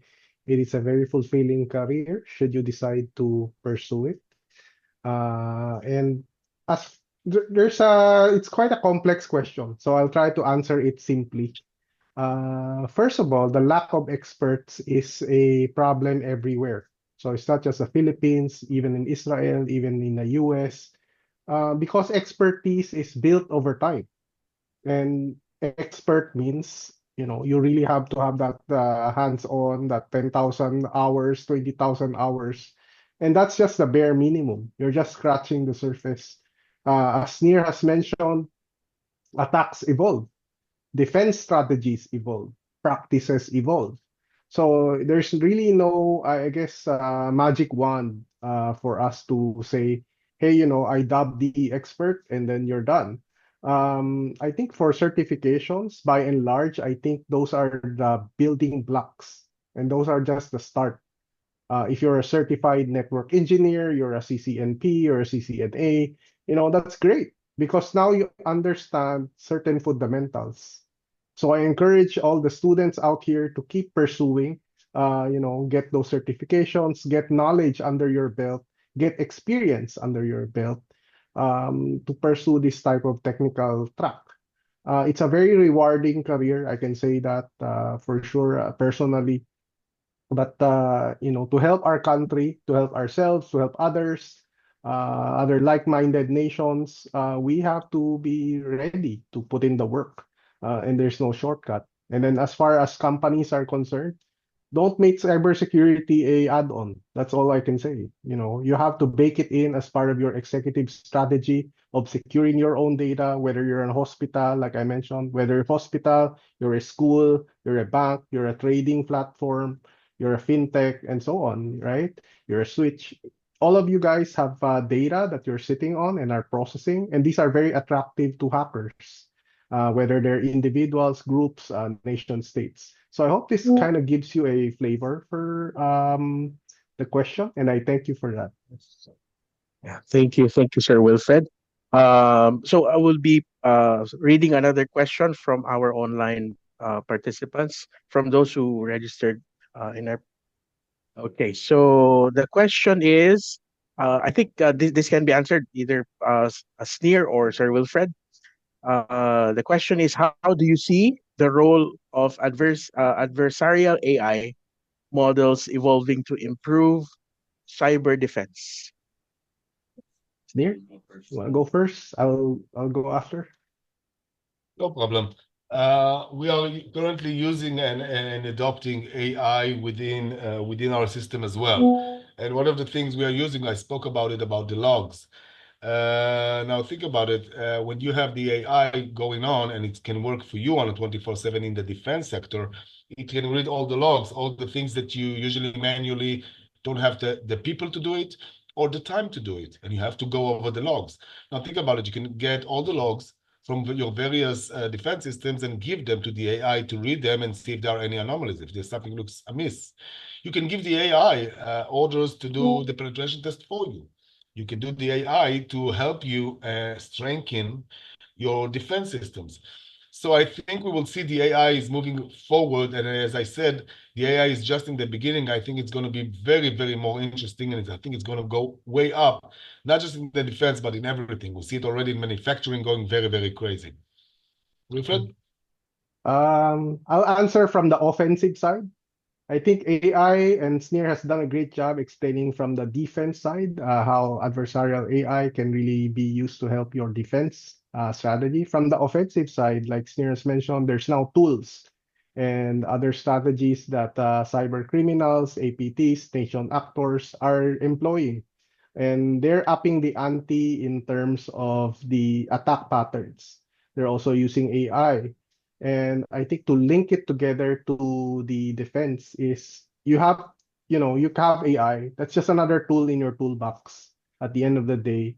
You have to have the human capability. And this is where I explain to my employees that, having a great tool makes you more efficient. But if your tool is compromised, you have to throw it out. You have to inspect this log manually. Can you read it? are you able to read assembly? So years ago, I attended a Black Hat conference. So we were doing malware forensics. So the first thing the speaker did was no talk, no smooth intro. He just threw up a assembler screen, and we started looking at assembly code, and that was the start of the training. And a lot of people nowadays don't know what even assembler is. They'll know Python, they'll know Rust, they'll know all of JavaScript, and all of this cool stuff, and cool programming languages. But you beware of the hacker that has white hair, because those are the guys that can dig into your hardware. And quite frankly, they're the guys that we should be afraid of. And what keeps me awake at night. And so AI is just a tool, guys. And after AI, there'll be quantum, there'll be other things that are going to come down the pipe. It's going to be very interesting, and we live in an interesting world. But we shouldn't be over-reliant on one single tool. As Sneer has mentioned, it's going to change. It's going to change every day and every day. And that's what, I guess, in a humorous way, what keeps us all employed, right? So all these problems keep us all paid and employed, unfortunately. Still. Yes, thank you very much, Sneer and Sir Wilfred. So we have another question. So this question is situational. This is a situational question. So the question is, this is about POGOs, or the Philippine online gaming operations in general. So the question, some POGOs may be perceived as high-end scam syndicates online, faking all visuals. The target VCs with video conferencing with the Pogo hackers. So, as cybersecurity experts, what cybersecurity countermeasures can eradicate this on a proactive strategic risk mitigation and prevention? Anyone, Sir Sneer or Okay. Sir I'll go Wilfred? first. This is a very localized, I guess, situation. So Yes, for sir. Sneer, Pogos are, well, recently were banned by the president of the Philippines, and they're on their way out, thankfully, because they've been exploited. So I'll make a distinction. So some of them are legal, so they operate for internet gaming and all of those things. But a lot of them use the same capabilities, the same staff, to operate literally criminal syndicates, whatever it is, phishing, scamming, exploitation, cell phones and whatnot. So all of that stuff is all in the Pogos. And some of those that have been raided have very sophisticated infrastructure that rivals even the enterprise companies here. So they have near unlimited budget, which is like frightening, because they have the capability to throw in serious financial resources to support such, I guess, criminal operations. So how do you combat that? Okay, let me answer that from a perspective of a personal perspective. So first of all, as leaders and some of the people joining us today are CEOs, presidents, you have to equip your employees. It's a chain, right? So you can't be protected yourself, and then, like Sneer mentioned, your secretary just uploads your backup to Google Drive, and your password there is 123.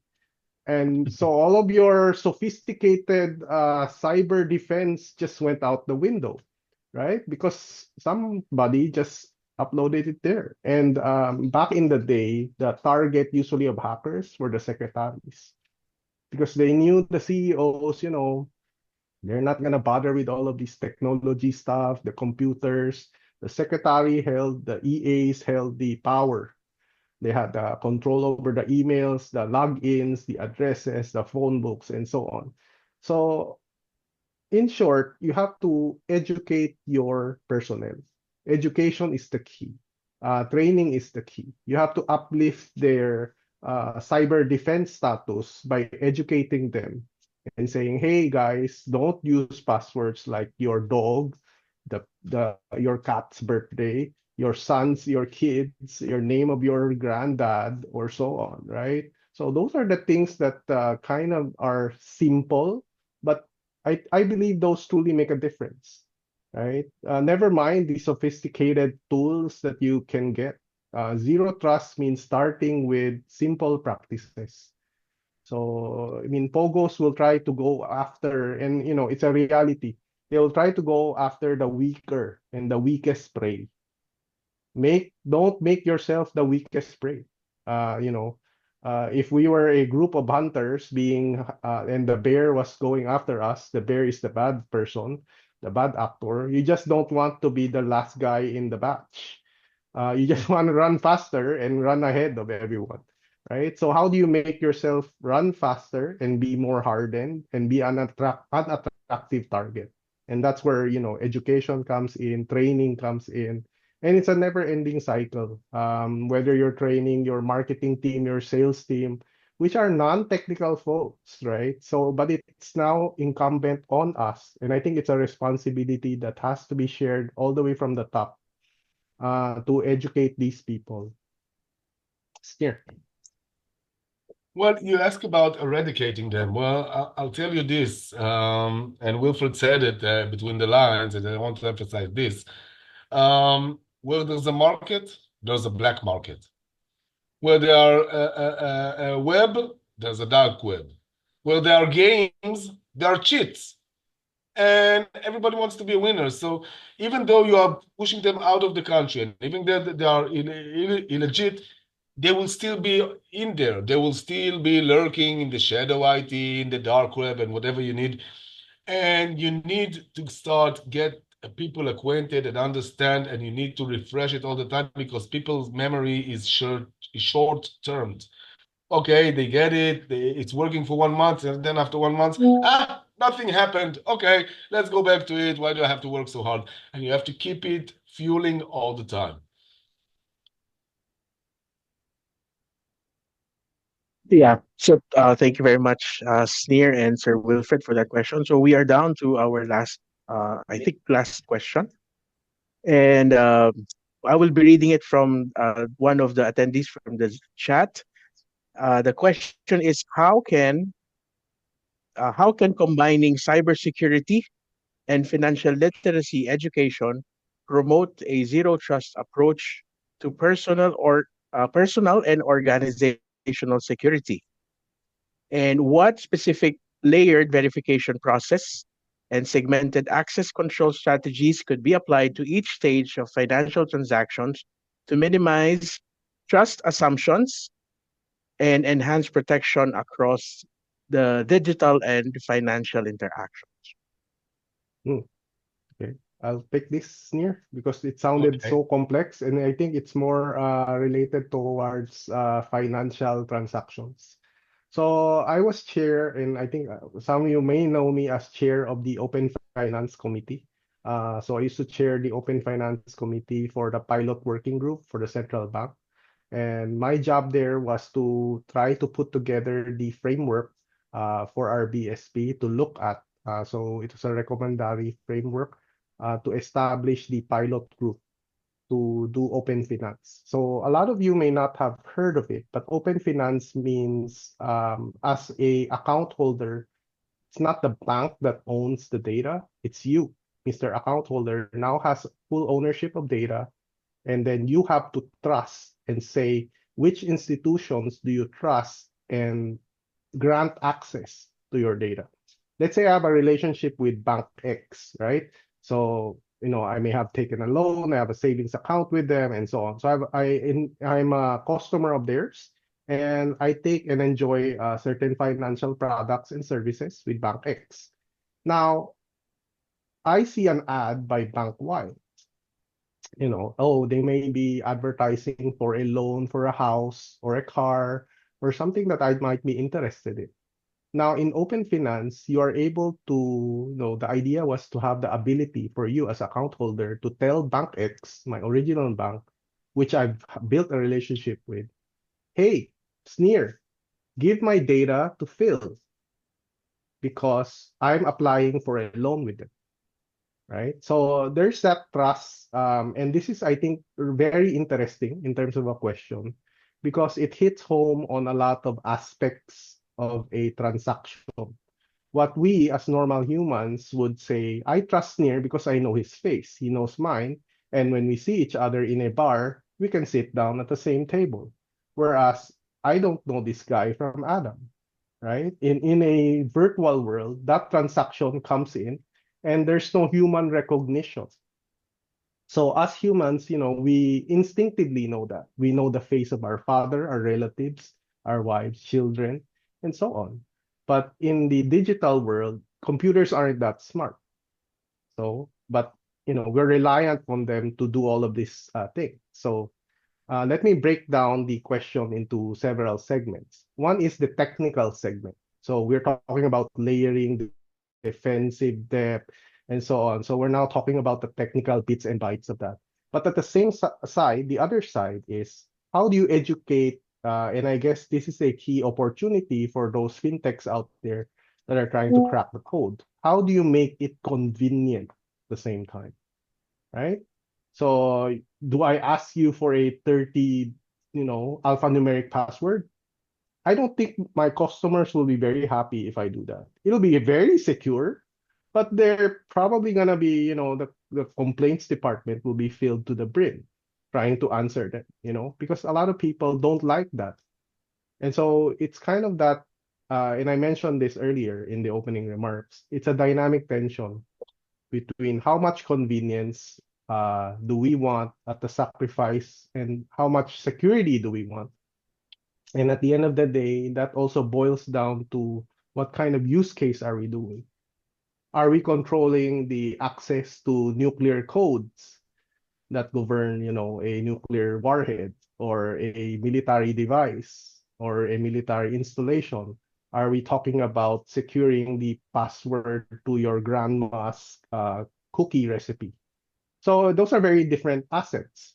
So mapping your assets, understanding those are kind of where you stratify your risk matrix. As a company, you have to look at that. Are these assets worth protecting? If we're talking about my grandma's cookie recipe, that may not be so important if somebody gets a copy of that. But if you're talking about the P&L of your company, that's publicly listed, that might be very sensitive. So it then, behooves you as the company to determine, how much resources do you allocate. So all of these things have to come into play. So it's a very complex question. There's no single answer to this type, at least in my opinion. And it's quite interesting. We can spend the next 2-3 hours talking about this single question. Yes, sir. But I'll Yes, cut sir. it short and then I'll stop here. I'll let Sneer continue. Well, I think it's a huge question. I think it's a great question, but I think this question can give us a whole new webinar to go and start ahead with. Exactly. Yes, yes, sir. I will tell you this. In the next part of the webinar, we will be exploring more about zero trust and how we are doing it. So I don't want to give away some of the things that we'll be exploring in the next part of the presentation and how do we use and I explore see. zero. It's very important to say that yes, we need to map our critical assets and understand exactly where they are sitting and who has access to them. There are a lot of interesting things and a lot of things we've seen recently, such as we need to start using NAC, network access control devices. Now, everything told us to do application control. Now, we need to understand that we cannot do application control anymore. We need to do application network control. And this is taking it one step further, moving it up the ladder. So I think this will be the best thing to do by starting working on a network level. I cannot go too deeper into the financial market because if I start talking, it will be another webinar. But we need to take that into consideration. Thank you. Maybe, sir. Thank you. Thank you, Sneer and Sir Wilfred, for those wonderful answering those questions. Unfortunately, we have very limited time today, and we have noted all your questions, and we will be answering you probably through email after this webinar. So So, I yes, wanted to sir. note that there's a lot of very interesting questions in the chat box. Yes. We are acknowledging all of your questions. It's just for the interest of time. We don't have enough time right now to answer it online. Yes. But we will reply to you individually. Rest assured, we will go through your questions. If ever, we will give you a full response via email. So thank you. Thank you, Sir Wilfred. So at this moment, we will be having a short break, and we will be showing a short video presentation from our sponsor. Please stand by for Sneer's second part of his talk. Thank you very much.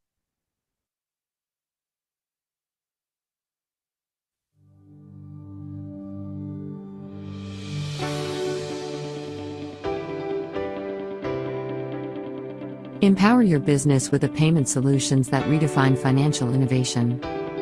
OmniPay Incorporated is a leading non-bank financial institution, supervised by the BSP, and the country's first electronic money issuer in the Philippines.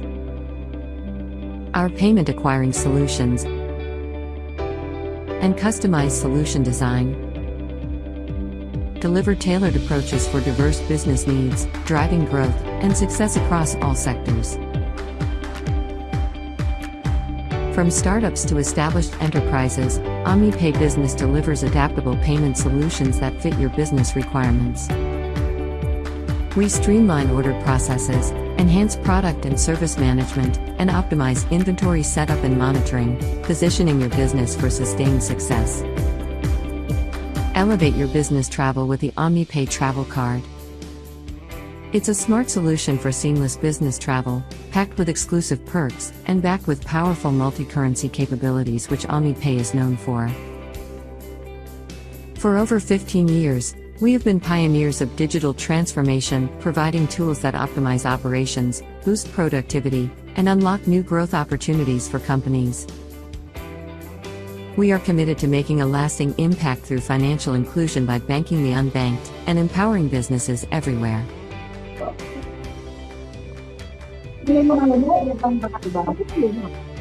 OmniPay. Going beyond borders. Thank you. Thank you very much. So at this moment, we will be showcasing how Cyber 2.0 platform can protect you from cyber attacks. Now, may I call on again our keynote speaker, Mr. Sneer Rozenfeld, for the second part of his talk.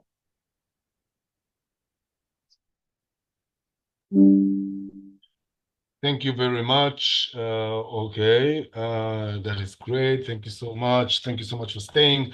Let's speak a little bit about cyber. Let's take it up a notch and let's speak about cyber defense systems and how they are operational. What do we do? How do we do? What is the best way we see to do it? And it's going to be very, very interesting when we explore this. So Cyber 2.0, we called ourselves Beyond DDR, and let's start exploring this solution and let's understand. I want to remind you, Albert Einstein used to say, if you keep doing the same things, you will always get the same results. And I want to explore that with you in this presentation at the moment. The way we see it is very, very simple. In every given moment, in every company, a single computer might be penetrated by a malicious software. It happens on a daily basis in almost every company. It's not so hard to infect a single computer within the company. As we said in the first beginning of the presentation, we see that everyone is a target. So we must take into consideration that in every given moment, in every company, a single computer might be penetrated by a malicious software. But the main damage of a cyber attack is not a single computer getting infected by a malicious software. The main damage of a cyber attack is once the malicious software starts spreading through the network, infecting other computers and other servers. Very much similar to COVID-19. A single person who has the disease is not interesting, but once it starts infecting everyone, then we have a pandemic. And this is the most interesting things we need to explore at this moment. Because the main damage is once a malicious software starts spreading through the network, infecting other computers and other servers. Once we understand that the damage is different, that I cannot control the human factor, that people will make mistakes, People will open emails they're not supposed to. People will go to website they're not supposed to. People will insert or invite mouses or other equipment from Alibaba, from China, whatever. And already we've seen mouses that come with a malicious software on them. And once you enhance, put the dongle inside, you're already infected. So we need to understand how to better protect. Cyber 2.0 was founded when we started thinking about what can we do. There are huge corporations out there, and still you see everyone is getting cyber attacked. They have no budget problems. Disney didn't have a budget problem, and still they got attacked. The US Post Office, they didn't have a budget problem, but they still got hacked. Why is that? And we need to understand the thinking and the methodologies of today defense systems and why they are problematic. And this is where we started our company. When we started the company, we started thinking about why does everyone is getting attacked? Why it cannot be stopped? And first of all, we understand that what we want to protect. If we are trying to protect the single computer, we must understand that some way, somehow, someone will fail. An employee will make a mistake, and that's okay. We don't have to punish them for them, but we need to understand and see that they are vulnerable. People will make mistakes. So the damage of a cyber attack is not a single computer. The damage of a cyber attack is that once the malicious software starts spreading through the network, is once the hacker starts broadcasting the data to his cloud and removing all the critical assets from your organization. Now, when we explored existing solutions today, we saw that the most commonly used solution today is called EDR. EDR, by definition, you know that, is called Endpoint Detect and Response. Basically, these are solutions that are built on detection prevention. Now, let's see how they're working. First, you have to detect and recognize every malicious software, and then you are trying to prevent them. Now, you can do anomaly detection. You can do behavior analysis. You can do deep pocket inspection. Every company has a great method of doing detection. But this is the problem. This is exactly the problem of today's defense methods. You're completely relied on detection. And if you fail the detection, if you fail to identify a new virus that just came out of Iran, China, whatever, Russia, if you fail to detect a malicious software, game over. You're not even trying to prevent it. The second problem we saw is very, very simple. All defense systems today are good. They're doing great things blocking malicious software, but they're good as long as they are active. Now, if a single computer might be penetrated by a malicious software, the first thing the hacker will do is disable the defense system. Once the defense system is disabled, the hacker can do whatever he wants to. And even though you have the best state-of-the-art EDR solution, once they remove it, you are no longer protected. These are the two first challenges we wanted to address. So challenge number one, we need to understand which asset we need to protect. What is the damage? A single computer might be penetrated, but the main damage is the spread of cyber attack. The second thing we saw that existing solutions are not adequate enough since they completely relied on detection. So we thought about beyond EDR, what we can give beyond the simple defense that each company can give. On the detection level, we understand, even though we did a great job at it, and even though we have a great patent on detection, we understand and we realize that some way, somehow, somewhere, we will fail the detection. Somebody will fail the detection. There are just too many malicious software coming out there, and the AI, as we spoke before, is multiplying them by the thousands, so you cannot identify all of them. So we spoke about zero trust, right? So what is zero trust? As we see it, very plain. If I cannot detect you, if I don't know who you are, first of all, I will stop you, then I will alert the customer, and then I will continue analyzing who you are. But the main idea is very, very simple. You cannot rely on detection. So if you fail the detection, first of all, stop. This is the fundamental basic zero trust. I don't know who you are. I'm not trusting you. On the prevention level, it was more interesting because we needed to do something different because we understand that eventually a hacker will steal a computer, will be physically on a computer doing whatever he wants to. And eventually somebody will be able to disable the Cyber 2.0 agent. They will be able to disable it. So we build our system in a way that even if a hacker removes me from an infected computer, I continue protecting the network. Now we are using chaos algorithm to do cyber defense. Now, every time I tell people chaos algorithm, people go into chaos. So let's explore why we are using chaos algorithm and what does chaos algorithm stands for, because it's very basic. It's not so complicated. When we started exploring the cyber domain and the cyber defense systems, which is very interesting when you do that, but when we started doing it, we found something very similar to all cyber defense systems. No matter if you're an antivirus, if you're a firewall, NAC, EDR, whatever your solution is, the cyber world, by definition, was built on biological models. All the terms in the cyber world are borrowed from biology. So we have virus, and we have antivirus. We have injections, we have mutations, we have variations. Now, once we understand that this is working on a world that has known rules, such as biology, hackers can do whatever they want to, and we need to understand the model. Let's go back to COVID-19 as we did it in the previous slides. Biological-based models only start protecting after they're getting exposed to the virus. When COVID-19 erupted, what happened? Everybody got infected, right? And then what did we have to do? Well, we had to run very fast to get ourselves vaccinated. Everybody wanted to get vaccinated from the virus. The same idea, the same notion, the same principle works in the cyber world, in the computing world. When a new computer virus comes up, everyone is getting infected. And then what do? We do critical patches. We do security updates. We always have to keep our systems fully updated with the latest security patches, right? All right, going back to COVID. At COVID, we had variation, we had mutation.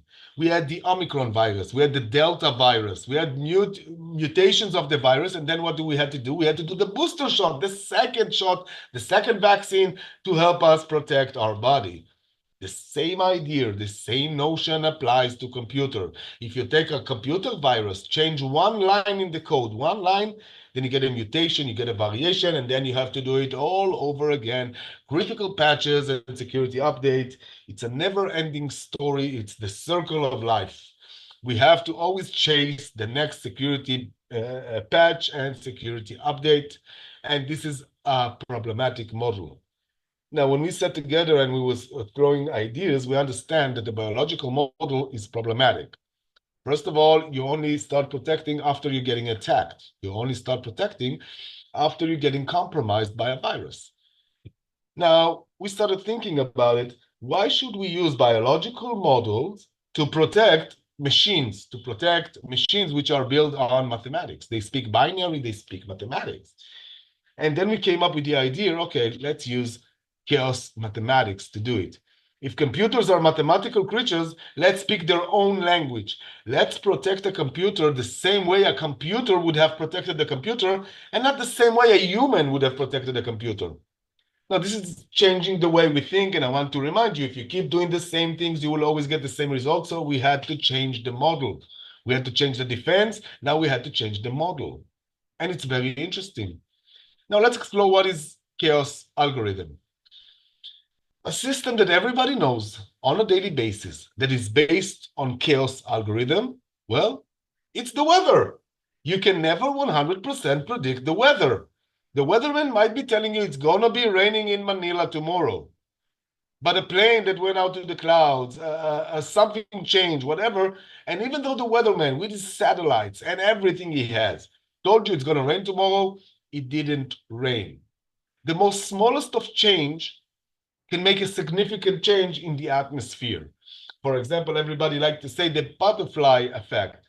A butterfly wings flap in India can make a tornado in Texas. And this is the main idea. The main idea of a system such as the weather that cannot be 100% predicted. That same idea, we started developing it and implementing it in cyber defense. Now it's a brand new approach, very innovative, and it is protected by 9 patents, which is quite unique because if you look at all cyber defense systems, you will see that most of them don't even have any patent or anything original. They are using the same methodology, the same detection prevention, IPS, IDS, everything we came to learn about, and they're just doing it the other way around. Now, if you keep doing the same things, you will always get the same results. So let's speak about sales. Once we got the technology running, we got a system, we got a technology running. Now, how to sell a cyber defense system that is based on chaos algorithm? Well, let's explore the market. Let's see what everyone's doing, right? So everyone's doing the same thing. Every salesman will come and tell you they have the best cyber solution in town, right? And they might give you a case study, or they might give you a testimony of a customer telling you, we are using this solution, it is the best one. So we understand that I cannot compete with my competitors, with the other cyber defense systems on the same level. I need to take it the other way around. If you keep doing the same things, you will always get the same results. I need to change the way we do marketing. So instead of going to the customers and telling them we have the best cyber solution in town, we went to the hackers. We went to the hackers and we told them we have the best cyber solution. And we didn't just went to the hackers, we invited all the hackers to come and try and penetrate a network that is protected by our system. And if anyone would be successful, and if anyone would succeed, they will receive a reward of $100,000. Now, to make it easier for the hackers, we gave them admin user. We gave them the admin password. We gave them a legit computer within the network. No firewall was deployed, no antivirus was deployed, and all they had to do was obtain a file from a file server from a known location. We started doing the challenges, and we did it for 4 years. We did it in Israel. We did it in the United States at the Georgia Czech Research Institute in Atlanta, Georgia. We did it in Europe, in Holland, in the Netherlands. We did it with our partners in Japan. And over the numerous challenges we did, we had over 5,000 hackers participating in the various challenges. No one was able to beat the challenge. No one was able to penetrate a network that is protected by our system. Now, this was very interesting because, as I said in the beginning, in the previous presentation, you should do penetration testing, right? Well, when people do penetration testing, you invite a team of white hat hackers to start analyzing and checking your and attacking you, checking your defense systems, testing your defense systems to see if they can do everything. But when you invite white hat hackers to do it, okay, so you get a group of 4, 5, 2, whatever people you get, and they do it for 1 day, 2 days, as much as you pay them, and that's it. Now, 1 day after the penetration test is over, you know that it's irrelevant because in that day, so many new attacks are already formed up. So how can you keep it up to date? Furthermore, no other defense company is putting their system to the public test. And this is what we wanted to do. We wanted to put our system to the public test. We wanted to change, and think about it. You get on a global scale, every hacker that wanted to win the challenge, you get all sorts of attacks, all sorts of scenarios. And this is a statement. This is not just, a bug bounty, find us weaknesses. This is putting the company's reputation at stake. Instead of going to the customers, we went to the hackers. This is changing the way we think. And this is how we like to do it every time. We need to think differently. We need to adopt new ideas and to take it to the next level. For 4 years, no one was able to beat the challenge. The challenge proved that our system can stand up to the test. The challenge proved that we know it.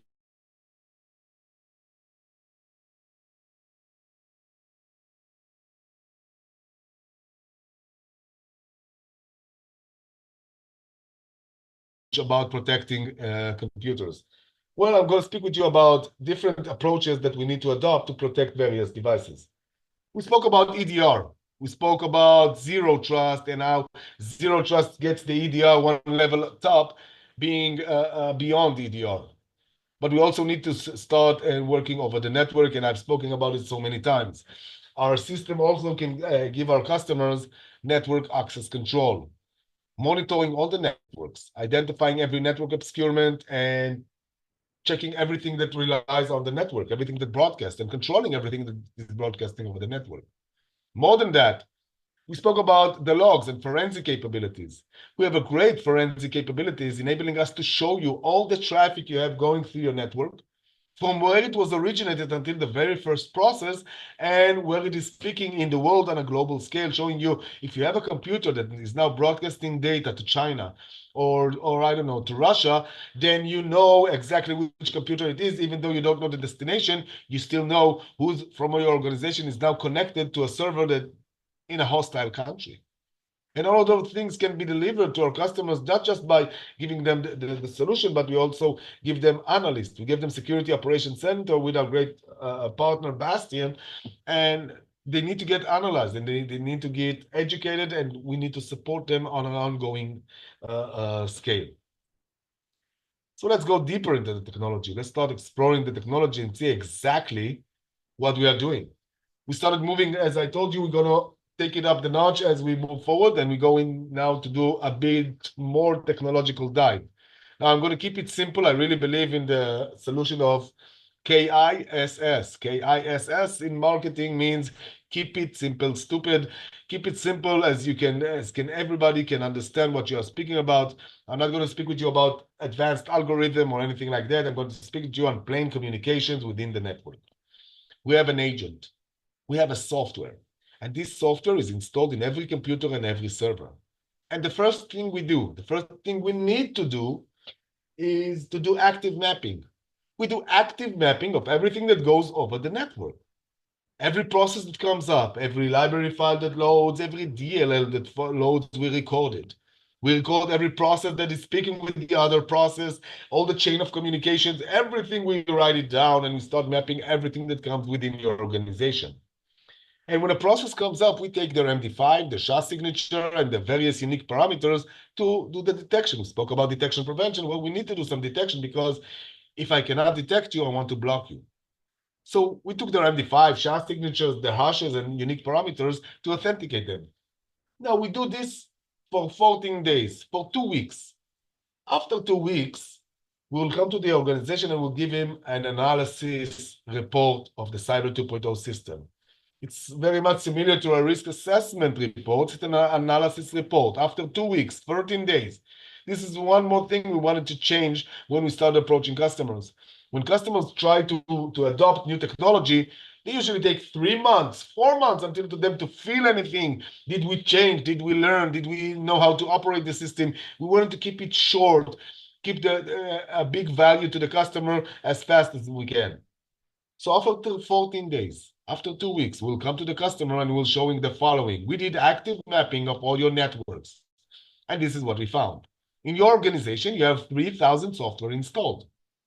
Out of them, 2,000 are active. 2,000 are installed on premise and they are running on the computers. They are operational.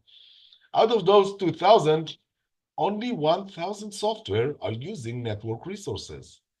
Now, I want to stop the spread of cyber attack. I care about only software that is using network resources. The main damage of a cyber attack is once a malicious software starts spreading through the network. So we care about only the software that uses network resources. Just by saying that statement means that I'm 3 times faster than any other EDR or antivirus, because all my friends are working to search the 3,000. Now, in big organizations as banks or medicals or so on, you will find a lot more than 3,000. You will find something like 20,000. So instead of going over all the software, we're going only over the software that uses network resources. Now, since I took their MD5, their SHA signature, I see what they are doing in the network, I'm able to tell you the following. In your organization, you have 1,000 software using network resources. I have a problem with 50. You have 50 software here that uses network resources that, according to the Cyber 2.0 analyst, shouldn't be doing it. And by speaking the analyst, I'm meaning the analyst dashboard, and it's not a person, it's the analyst dashboard that gives it to you, which throws it to you on a monthly, weekly, or basis that you need. And I will show you, you have 50 software here that use network resources that, according to company's policy, shouldn't be doing it. I will show you software that has known vulnerabilities. I will show you software that can be used as a backdoor to penetrate the organization. We spoke about shadow IT. I will show you the shadow IT. I will show you software that who alerted them, who approved them. Now, I might find something that I've never seen before. You might be a company writing your own code, and it's the first time I'm seeing this software. And I will show you, listen, I found 100 software here that I've never seen before. I don't know what they're doing. I cannot identify their signatures. They're unknown. Usually in defense mode, I will block them immediately, but I don't know what they are. Here the software is. This is what they're doing in the network. Tell me, do you know them? Oh, they're your programs or your software. Now, basically what I'm trying to identify, since I cannot identify all the bad guys, there are just too many bad guys out there, too many malicious software, we thought about what can we identify. And then we understand we need to do it the other way around. We need to find the trust list, the list of all the software that is approved by company's policy to use network resources. Once we reach the trust list, and it usually takes us around 2 to 3 weeks to identify and reach the list of all the software that this company approved, purchased, and is required to run the company. After we do it, we move the system to defense. After we reach the trust list, the list of all the software that is approved to use network resources according to company's policy, we move the system to defense. What does it mean? It means an employee might install a new software. An employee will want to install Photoshop on his computer. And Photoshop is not approved by company's policy. We didn't buy on our company Photoshop. We are not using Photoshop. It's not approved by company's policy. But employees are working from home. They're working from their own computers, and employees eventually will be successful installing the Photoshop on their computer. The Photoshop will also be able to run on premise on that computer, and that's okay. But once the Photoshop will try to access network resources, once it's tried to go to the network, go to the internet, go to shared drives, go to Google, Amazon, whatever, it will get access denied. Why? Because it is not approved to use network resources according to company's policy. And this is the main idea. We want to control which software is approved to use network resources. Now let's see how the blocking comes to play. Let's see where all the mathematics is getting together and how everything is operational. Let's speak about the chaos algorithm. Let's speak about what we like to call the chaos engine. It's the main core patent of the Cyber 2.0 system. It's very, very interesting, and let's explore it. In every given moment, in every company, a single computer might be penetrated by a malicious software. And as we can see in the drawing in front of us, the computer on the left is infected by a malicious software. The Cyber 2.0 agent is installed in every computer and every server. The Cyber 2.0 agent is working as a network filter driver. What does it mean? It means that we sit in layer 4 if you look at the layers. What does it mean? Basically, as plain as we can say it, all the traffic that is going out of the computer, we are the last one to receive it. All the traffic that is going out of the computer, we are the last one to receive it. All the incoming traffic, all the traffic that is coming into the computer, we are the first one to receive it. This is what does network filter driver means. Now, on the infected computer, I have a virus, but instead of the virus, leave the virus alone at the moment. Let's see what happens with the other software. I have legit software. I have software that are not malicious. I have software that are trusted by the organization that you should be working with. I have PowerPoint, I have Acrobat, I have Word. Now let's say, for example, that Word wants to speak with the other computer using port 80. It will reach my agent, and my agent will identify that this Word, this application, and this version is approved to use network resources according to company's policy. Once I identify that it is approved to use network resources according to company's policy, I will run it through the chaos algorithm. In other words, I will scramble the communications. In other words, I will scramble the port number. The port will be changed from 80 to 10,000. On the other computer and on every other computer within the network, all the incoming traffic, no matter what, all the traffic that comes in is getting descrambled by reverse algorithm. Everything that comes in, I'm the first one to receive it. Since I'm the first one to receive it, I will run it through the reverse algorithm of the chaos. In other words, I will descramble the port number. In other words, the port will be returned into number 80. Now let's see what happened here on the communication basis. Communication wanted to go out in port 80. Communication came in port 80. The computers don't even know that I changed something between. Now let's explore what we did on the mathematical way. 80 multiply 10,000, divide back to 80. Basically, we did the opposite mathematical actions, enabling us to start with 80 and go back to 80, and we did opposite mathematical actions in between.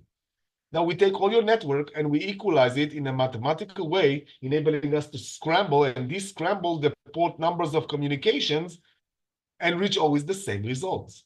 Now, why is that so good? Let's explore that. So we have a virus in the infected computer. We have a virus. It was infected by malicious software, and the main damage of a cyber attack is a malicious software starts spreading through the network. Now, that malicious software wants to go over and infect other computers and other servers. It wants to send my data to the cloud and so on. And it will reach my agent. And I will fail. I don't know what it is. I've never seen it before. It's a brand new attack. It's a brand new approach, something that just came in. I cannot identify it. But if I cannot identify it, if I don't know what it is, I'm not scrambling you. You want to go out in port 80, go out in port 80, the network is open. You can do whatever you want to. On the other computer and on every other computer within the network, all the traffic that is incoming, I'm the first one to receive it. All the traffic that is coming, first of all, we descramble it by reverse algorithm. When 80 will try to come in, it will get descrambled to 4800, and the computer, the healthy computer, the uninfected computer, will drop it. The main idea of this notion is very, very simple. There are attacks that we will be able to stop within the infected computer, but there are attacks that might bypass me. There are attacks that might disable me. There are attacks that will be able to succeed. A single computer might be penetrated but the main damage is the spread of cyber attack. So if I cannot block you on the infected computer, I will always block you within the network, within other computers, not allowing you to communicate or going through the network. Now let's see how this is effective, if it's effective or not effective. There are 5 main attacking scenarios that hackers use. Hackers can try to bypass defense systems. Hackers can try to deactivate Cyber 2.0 or other defense systems. Hackers can try to add themselves to the list, telling the defense systems that they are not malicious and let them go through the network. Hackers can do piggyback. Very similar to what happened with CrowdStrike. They're telling the defense system that everything is okay, let me go through the network, but we didn't do anything wrong. The other approved software was doing the work for them. Piggyback, virus infection. They're not attacking you, they're telling your approved software to do the work for them, just as happened with the CrowdStrike, which caused the BitLocker to encrypt everything, and then we got stuck. And of course, there's a man in the middle. What happens when a hacker physically comes to the organization, steals a computer, sits in the room, plugs the computer to the room, plugs the computer to the wall, and starts broadcasting over the network? Let's explore these attacking scenarios and see exactly how they are able to bypass every defense systems and how we will be able to stop them. There are attacks that are devised to go under the operation system. Attacks that are running straight on the motherboard, going straight to the network without going through the operation system. Mostly famous by the Intel chip, or there's a group of attacks called the Chinese chip. Attacks that were embedded on computers. You don't even know. You buy a computer made in China and it's got a chip on it, and that chip is doing whatever it wants to, going through the network under the operation system. Now, while they're going under the operation system, no defense system is scanning them. No one is scanning them. They are going under the operation system. And these attacks will also be able to bypass me. They are bypassing everyone. And they will bypass me as well. But if they bypass me, they are still going out in port 80. To any computer they are reaching, I'm the first one to receive all communications. All the communication that is incoming, we are descrambling them by reverse algorithm. When 80 will try to come in, it will get descrambled and dropped. And once you come in 80 from an unknown location, well, basically you are now known. We are now know there's something malicious coming from your computer, and it's not getting detected or scanned by any operation system. So the hacker understands that he cannot bypass me. So he removes me. Brute force, uninstall, shut down. He completely removes the Cyber 2.0 from the infected computer. You cannot stop it from happening. Eventually, hackers will obtain admin privileges, and they will uninstall, remove, shut down the defense system. Now, in other defense systems, when you shut down the defense, the customer is no longer protected and the hacker can do whatever he wants to. Here, it works the other way around. If you disable the Cyber 2.0 agent, the infected computer is now locked out of the network. All the outgoing traffic that is going out of the infected computer is not scrambled anymore. To any computer it is trying to reach, we are the first one to receive it. We de-scramble it by reverse algorithm. And everywhere the infected computer is now trying to reach, it is getting de-scrambled and it is locked out of the network. And we are already alerted that this computer doesn't have the agent anymore and it's locked out of the network. By the way, this also shows what happens with the man in the middle. Let's say a hacker comes to an organization, sits within the organization, plugs a computer to the wall and starts broadcasting over the network. He will never be able to reach anyone because we are completely controlling the network. We are doing in this scenario network access control. We are controlling every device that is broadcasting over the network. And if it doesn't have approved software, approved computer, or if it doesn't have the Cyber 2.0 agent, it cannot go over the network. The next attack is more interesting and it's more sophisticated hackers. We've seen it happen with Mustang Panda. We've seen them using a lot of things and it's very, very easy. Reverse engineering. Everybody loves to do reverse engineering. AI does it the best, by the way. AI does it as a charm. And eventually somebody will be able to do reverse engineering. Somebody will be able to open the Cyber 2.0 agent, whatever agent you're using, and they will be able to reverse engineer it and tell them that this malicious software is not malicious. Approve it, it's okay. But we are based on mathematical. And we thought about it, and this is what we came to play. Every touch in the list, every touch in the agent, if you change something in the agent, if you say change something in the list, you will succeed. But by doing so, you will also eventually change the algorithm. You change the agent, you change the list, the algorithm will change as well. Once you change the algorithm, it's not equalized in a mathematical way with the other computers. So yes, you will be able to change it, you will be able to reverse engineer it. But once you did it, you're not equalized with the other computers in the network anymore. And once you try to reach other computers, since you are not equalized, you will get de-scrambled and dropped, and you will never be able to reach the right equilibrium or the right algorithm in order for you to come in, because this computer is now changed. The last attack is something more commonly used. We've seen it happen with various activists. It's an old attack, but we've seen it keep happening all the time. We've seen it happening on a daily basis, and it can happen even through a mail. And let's explore it. Customer got infected by malicious software. He opened up a mail that told him you got something, and he opened up and he saw and he read, and through that he got a malicious DLL implemented in his computer. Now that malicious software didn't attack him. It didn't do anything bad. It only did the following. He told the SVC host. SVC host is a great software. It's working. It's approved. No problem. He told the SVC host. He told the task scheduler. He told the PowerShell. He told the Outlook. Every 1 hour, send a mail to the competition. Now, this attack was bypassing everything he had. Why? Because the Outlook is okay. These are legit orders. These are legit commands that PowerShell should be giving the Outlook. And no defense system was able to identify, since it's a long chain and nobody's going over the chain. Now, since we do active mapping of everything that goes through the network, since we spoke about it, the logs and the forensics, and we need to know everything that goes through the network. Since we did all of this, after 2 days, when the customer installed the Cyber 2.0 agent, we were able to tell him, listen, the Outlook is okay. The PowerShell is okay. The task scheduler and the SVC host, all those software are okay, but this chain was started by a software that is not approved to use network resources. And once you put us in defense, well, basically we drop the chain. The chain that was started by a software that is not approved or by a malicious software will automatically be blocked on the infected computer. We will alert you that in John's computer at C-downloads, whatever, there's a new DLL moving traffic over the network. It is not approved. We drop the chain, and John can continue sending emails. He have no problems. So there are attacks that will be able to stop on the first computer, even though the first computer will always be penetrated.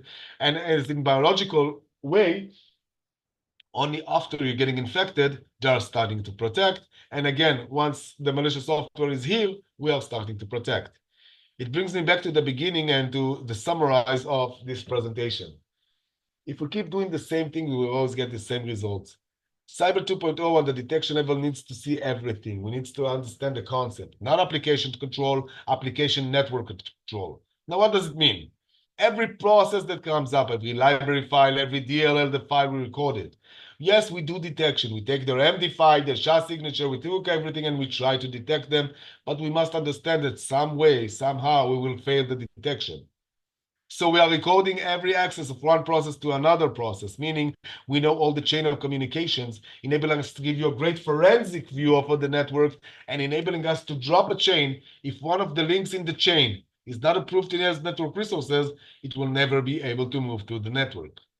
Important to add, one of the things that was very important for us is we wanted to be compliant with the privacy regulations. People are working from home. And it's very hard to tell people when they work from home, install this system and this system. So we don't read the data. We'll be able to see a Word document. We'll be able to see what this Word document did over the network and everything it transpired. But if that Word document contains pictures or whatever, we don't know. We don't read the data.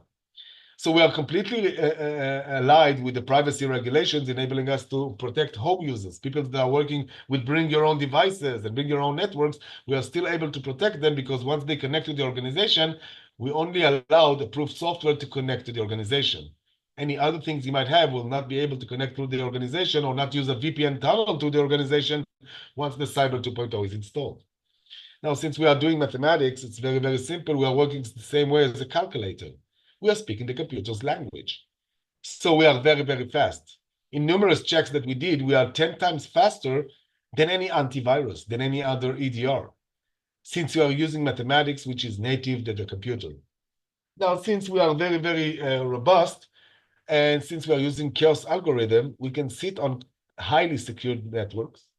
We can sit on highly secured critical assets without having any need for critical patches or security updates. If you have your own resources, you don't have to stop. You need to stop chasing those critical patches and upgrades all the time. In conclusion, I want to add these ones. When we look at things, we need to look at them differently. And how do we do it? On the detection level, we need to implement zero trust technology and zero trust the way we think. As simple as it gets. Don't overthink it. Don't be too smart. You don't know what it is. I cannot detect you. First of all, I will stop you. I will alert, and I will try analyzing who you are. If I don't know who you are, you will not be able to move through the network. On the prevention level, we build our system in a way since we understand that hacker will be able to shut down and remove Cyber 2.0 agent. So we continue protecting the network even if they remove the Cyber 2.0 agent from an infected computer. We need to think differently, so we need to adopt new models. So instead of using biological models, we are using chaos algorithm to do cyber defense and to proof of concept, to do the POC, to tell the customers that we can do it. We put our system to the public test, challenging all hackers and putting our system that everybody can try and penetrate it. This concludes the second part of the presentation. One other thing that I want to tell, if I was now with you guys in a conference and I would be meeting you guys, which I'm very, very reluctant to, and was unable to do, I would give you something. I would give you a giveaway, something. Now, since I cannot do that to you, and I asked Wilfred, I want to give them a giveaway. I want to give them something since they sat here and listened to me going all over cyber. So we are willing to give you guys a free proof of concept of the system. You are able to install the system and test it on your own. Bastion are a great partner. They very well know how to do it. So anyone that will want to can speak with the people from Bastion. They can be able to get a free POC, testing the system, and getting the risk assessment report. Even if you choose not to acquire the system, you will still get a risk assessment report. So we will not be wasting your time. It will be valuable and it will give you some insight about your network. Thank you very much. Phil, take it from here. Thank you, Sneer. Thank you for that wonderful talk that you did. So let me now move on to our Q&A. So we actually have one question from our chat group. From our chat box, we have your question, Sneer. Mr. Neil is asking, how do you mitigate latency and traffic performance with chaos algorithm? Again, The question is, how do you mitigate latency and traffic performance with chaos algorithm? well, that is a great question. I will tell you this. It's very, very interesting because computers, it's like running a calculator. You know, chaos algorithm, even though we think it's very complicated, chaos algorithm, basic mathematics, it's the same for computers, for AI, for computers to run mathematics, it's native for them. It's the language they speak. I always tell the students when I'm meeting them, I'm telling students, mathematics is a language for everything. So once you start speaking this language, and since we are using this language to protect computers, we are native to the computers. So there will be no latency. More than that, we will find a lot of things that are using network resources that shouldn't be doing it. When we installed Cyber 2.0 agent and start going over the network, we found a lot of bad communications. For example, if you have Mac, if you have iPhone and Macs and iPads come with those wonderful software called iTunes. Everybody loves iTunes, right? And iTunes loves the network. iTunes is broadcasting over the network, searching for other iPhones, iPads, Macs, and so on through port 1900. They are broadcasting and spamming the network, overloading the network. Once you install iTunes, it's going to bombard your network. Now, when you got the Cyber 2.0 installed, well, we remove this communications from the network. Basically, we are not just dealing with the latency, we are improving network performance by removing adware, removing communication that shouldn't be going through the network. I see. Thank you very much, Sneer. We also have questions from our online registrants. One question is, in an overview, how can Cyber 2.0 protect number one, BPOs, number two, banking industries, and number three, the energy sector? Wow. We need another presentation to answer that, but I'll try to keep it. I will try to keep it in one answer. Yes, You see, yes, please. critical assets, well, they are based in the same way.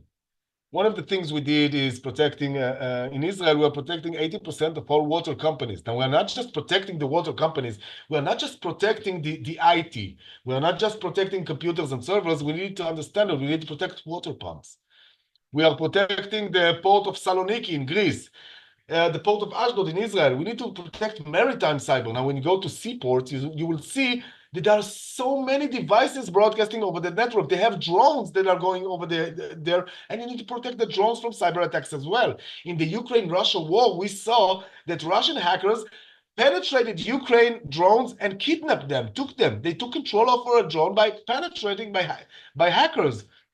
So we had to sit in the right places to put our system, our technology within the right place of the network in order for us to analyze and stop it. For example, in water companies, we had to put it in front of the water pump. We had to put a physical device, which we call a vortex gateway. We put it in front of the water pump, and it enabled us to go and start scanning all the traffic that is coming to the water pump and enabling us to stop it. By the way, the same thing, we had a case study for ATM. We saw in India that there was a huge increase attack of ATM registry money. These are computers, and with the right code, you can make the ATM just throw out all the money. You don't have to take it, break it down, use the key. With the right hacking, right code, and we've seen it happen in India, we've seen it happen in Chile as well.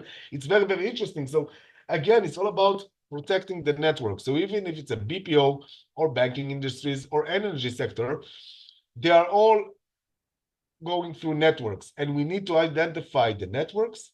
We need to see how the network is built and where exactly within the network to implement our technology. What are the crossroads that are the best way to scan the network and see everything that is going on, and we'll be able to stop it and identify it. And by the way, there are companies that didn't want us to use the defense, only monitor.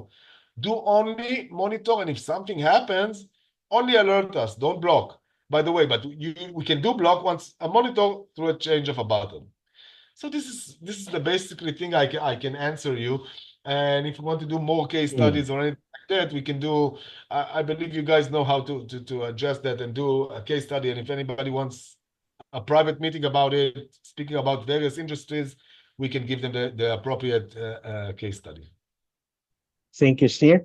So, just to remind everyone, just like what Sneer mentioned earlier, for more information and to know more about what Cyber 2.0 can do, you may email us at bastion.sales@paybps.com. It's written there in the chat box. And for you to get the free POC and the free trial for the Cyber 2.0. So thank you, Sneer. And of course, we are truly grateful to all of you who attended and made this event possible.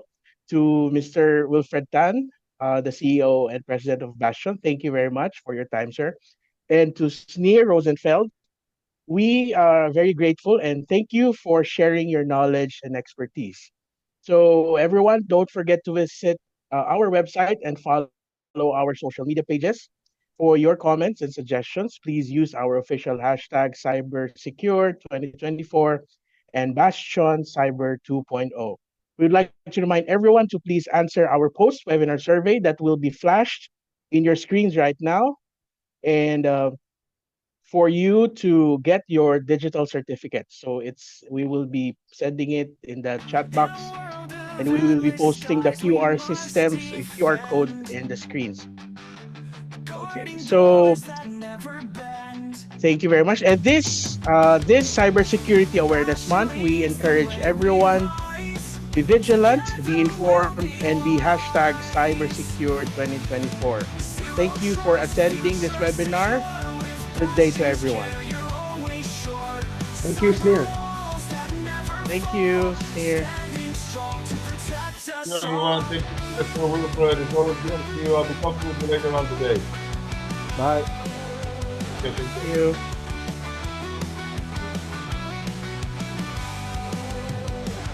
Step inside, the future's bright.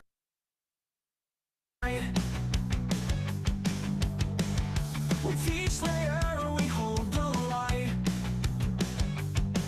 Through every thread we build and grow. With passion we know. Zero trust, future secure. With passion's care, you're always sure. Cyber walls that never fall. Standing strong to protect us all.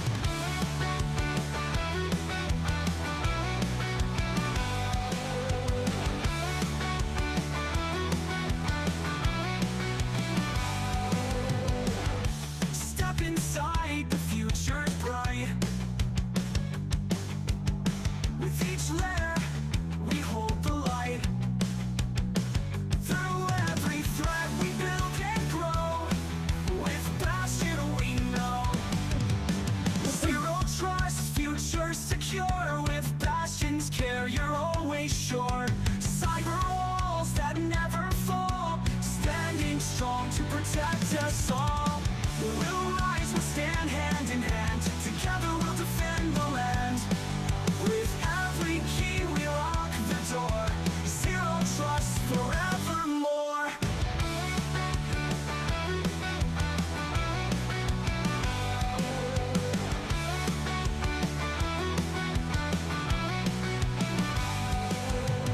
Auto trust, future secure. Bastion's here, we'll keep you sure. Cyber walls that never fall. Standing strong, protecting all.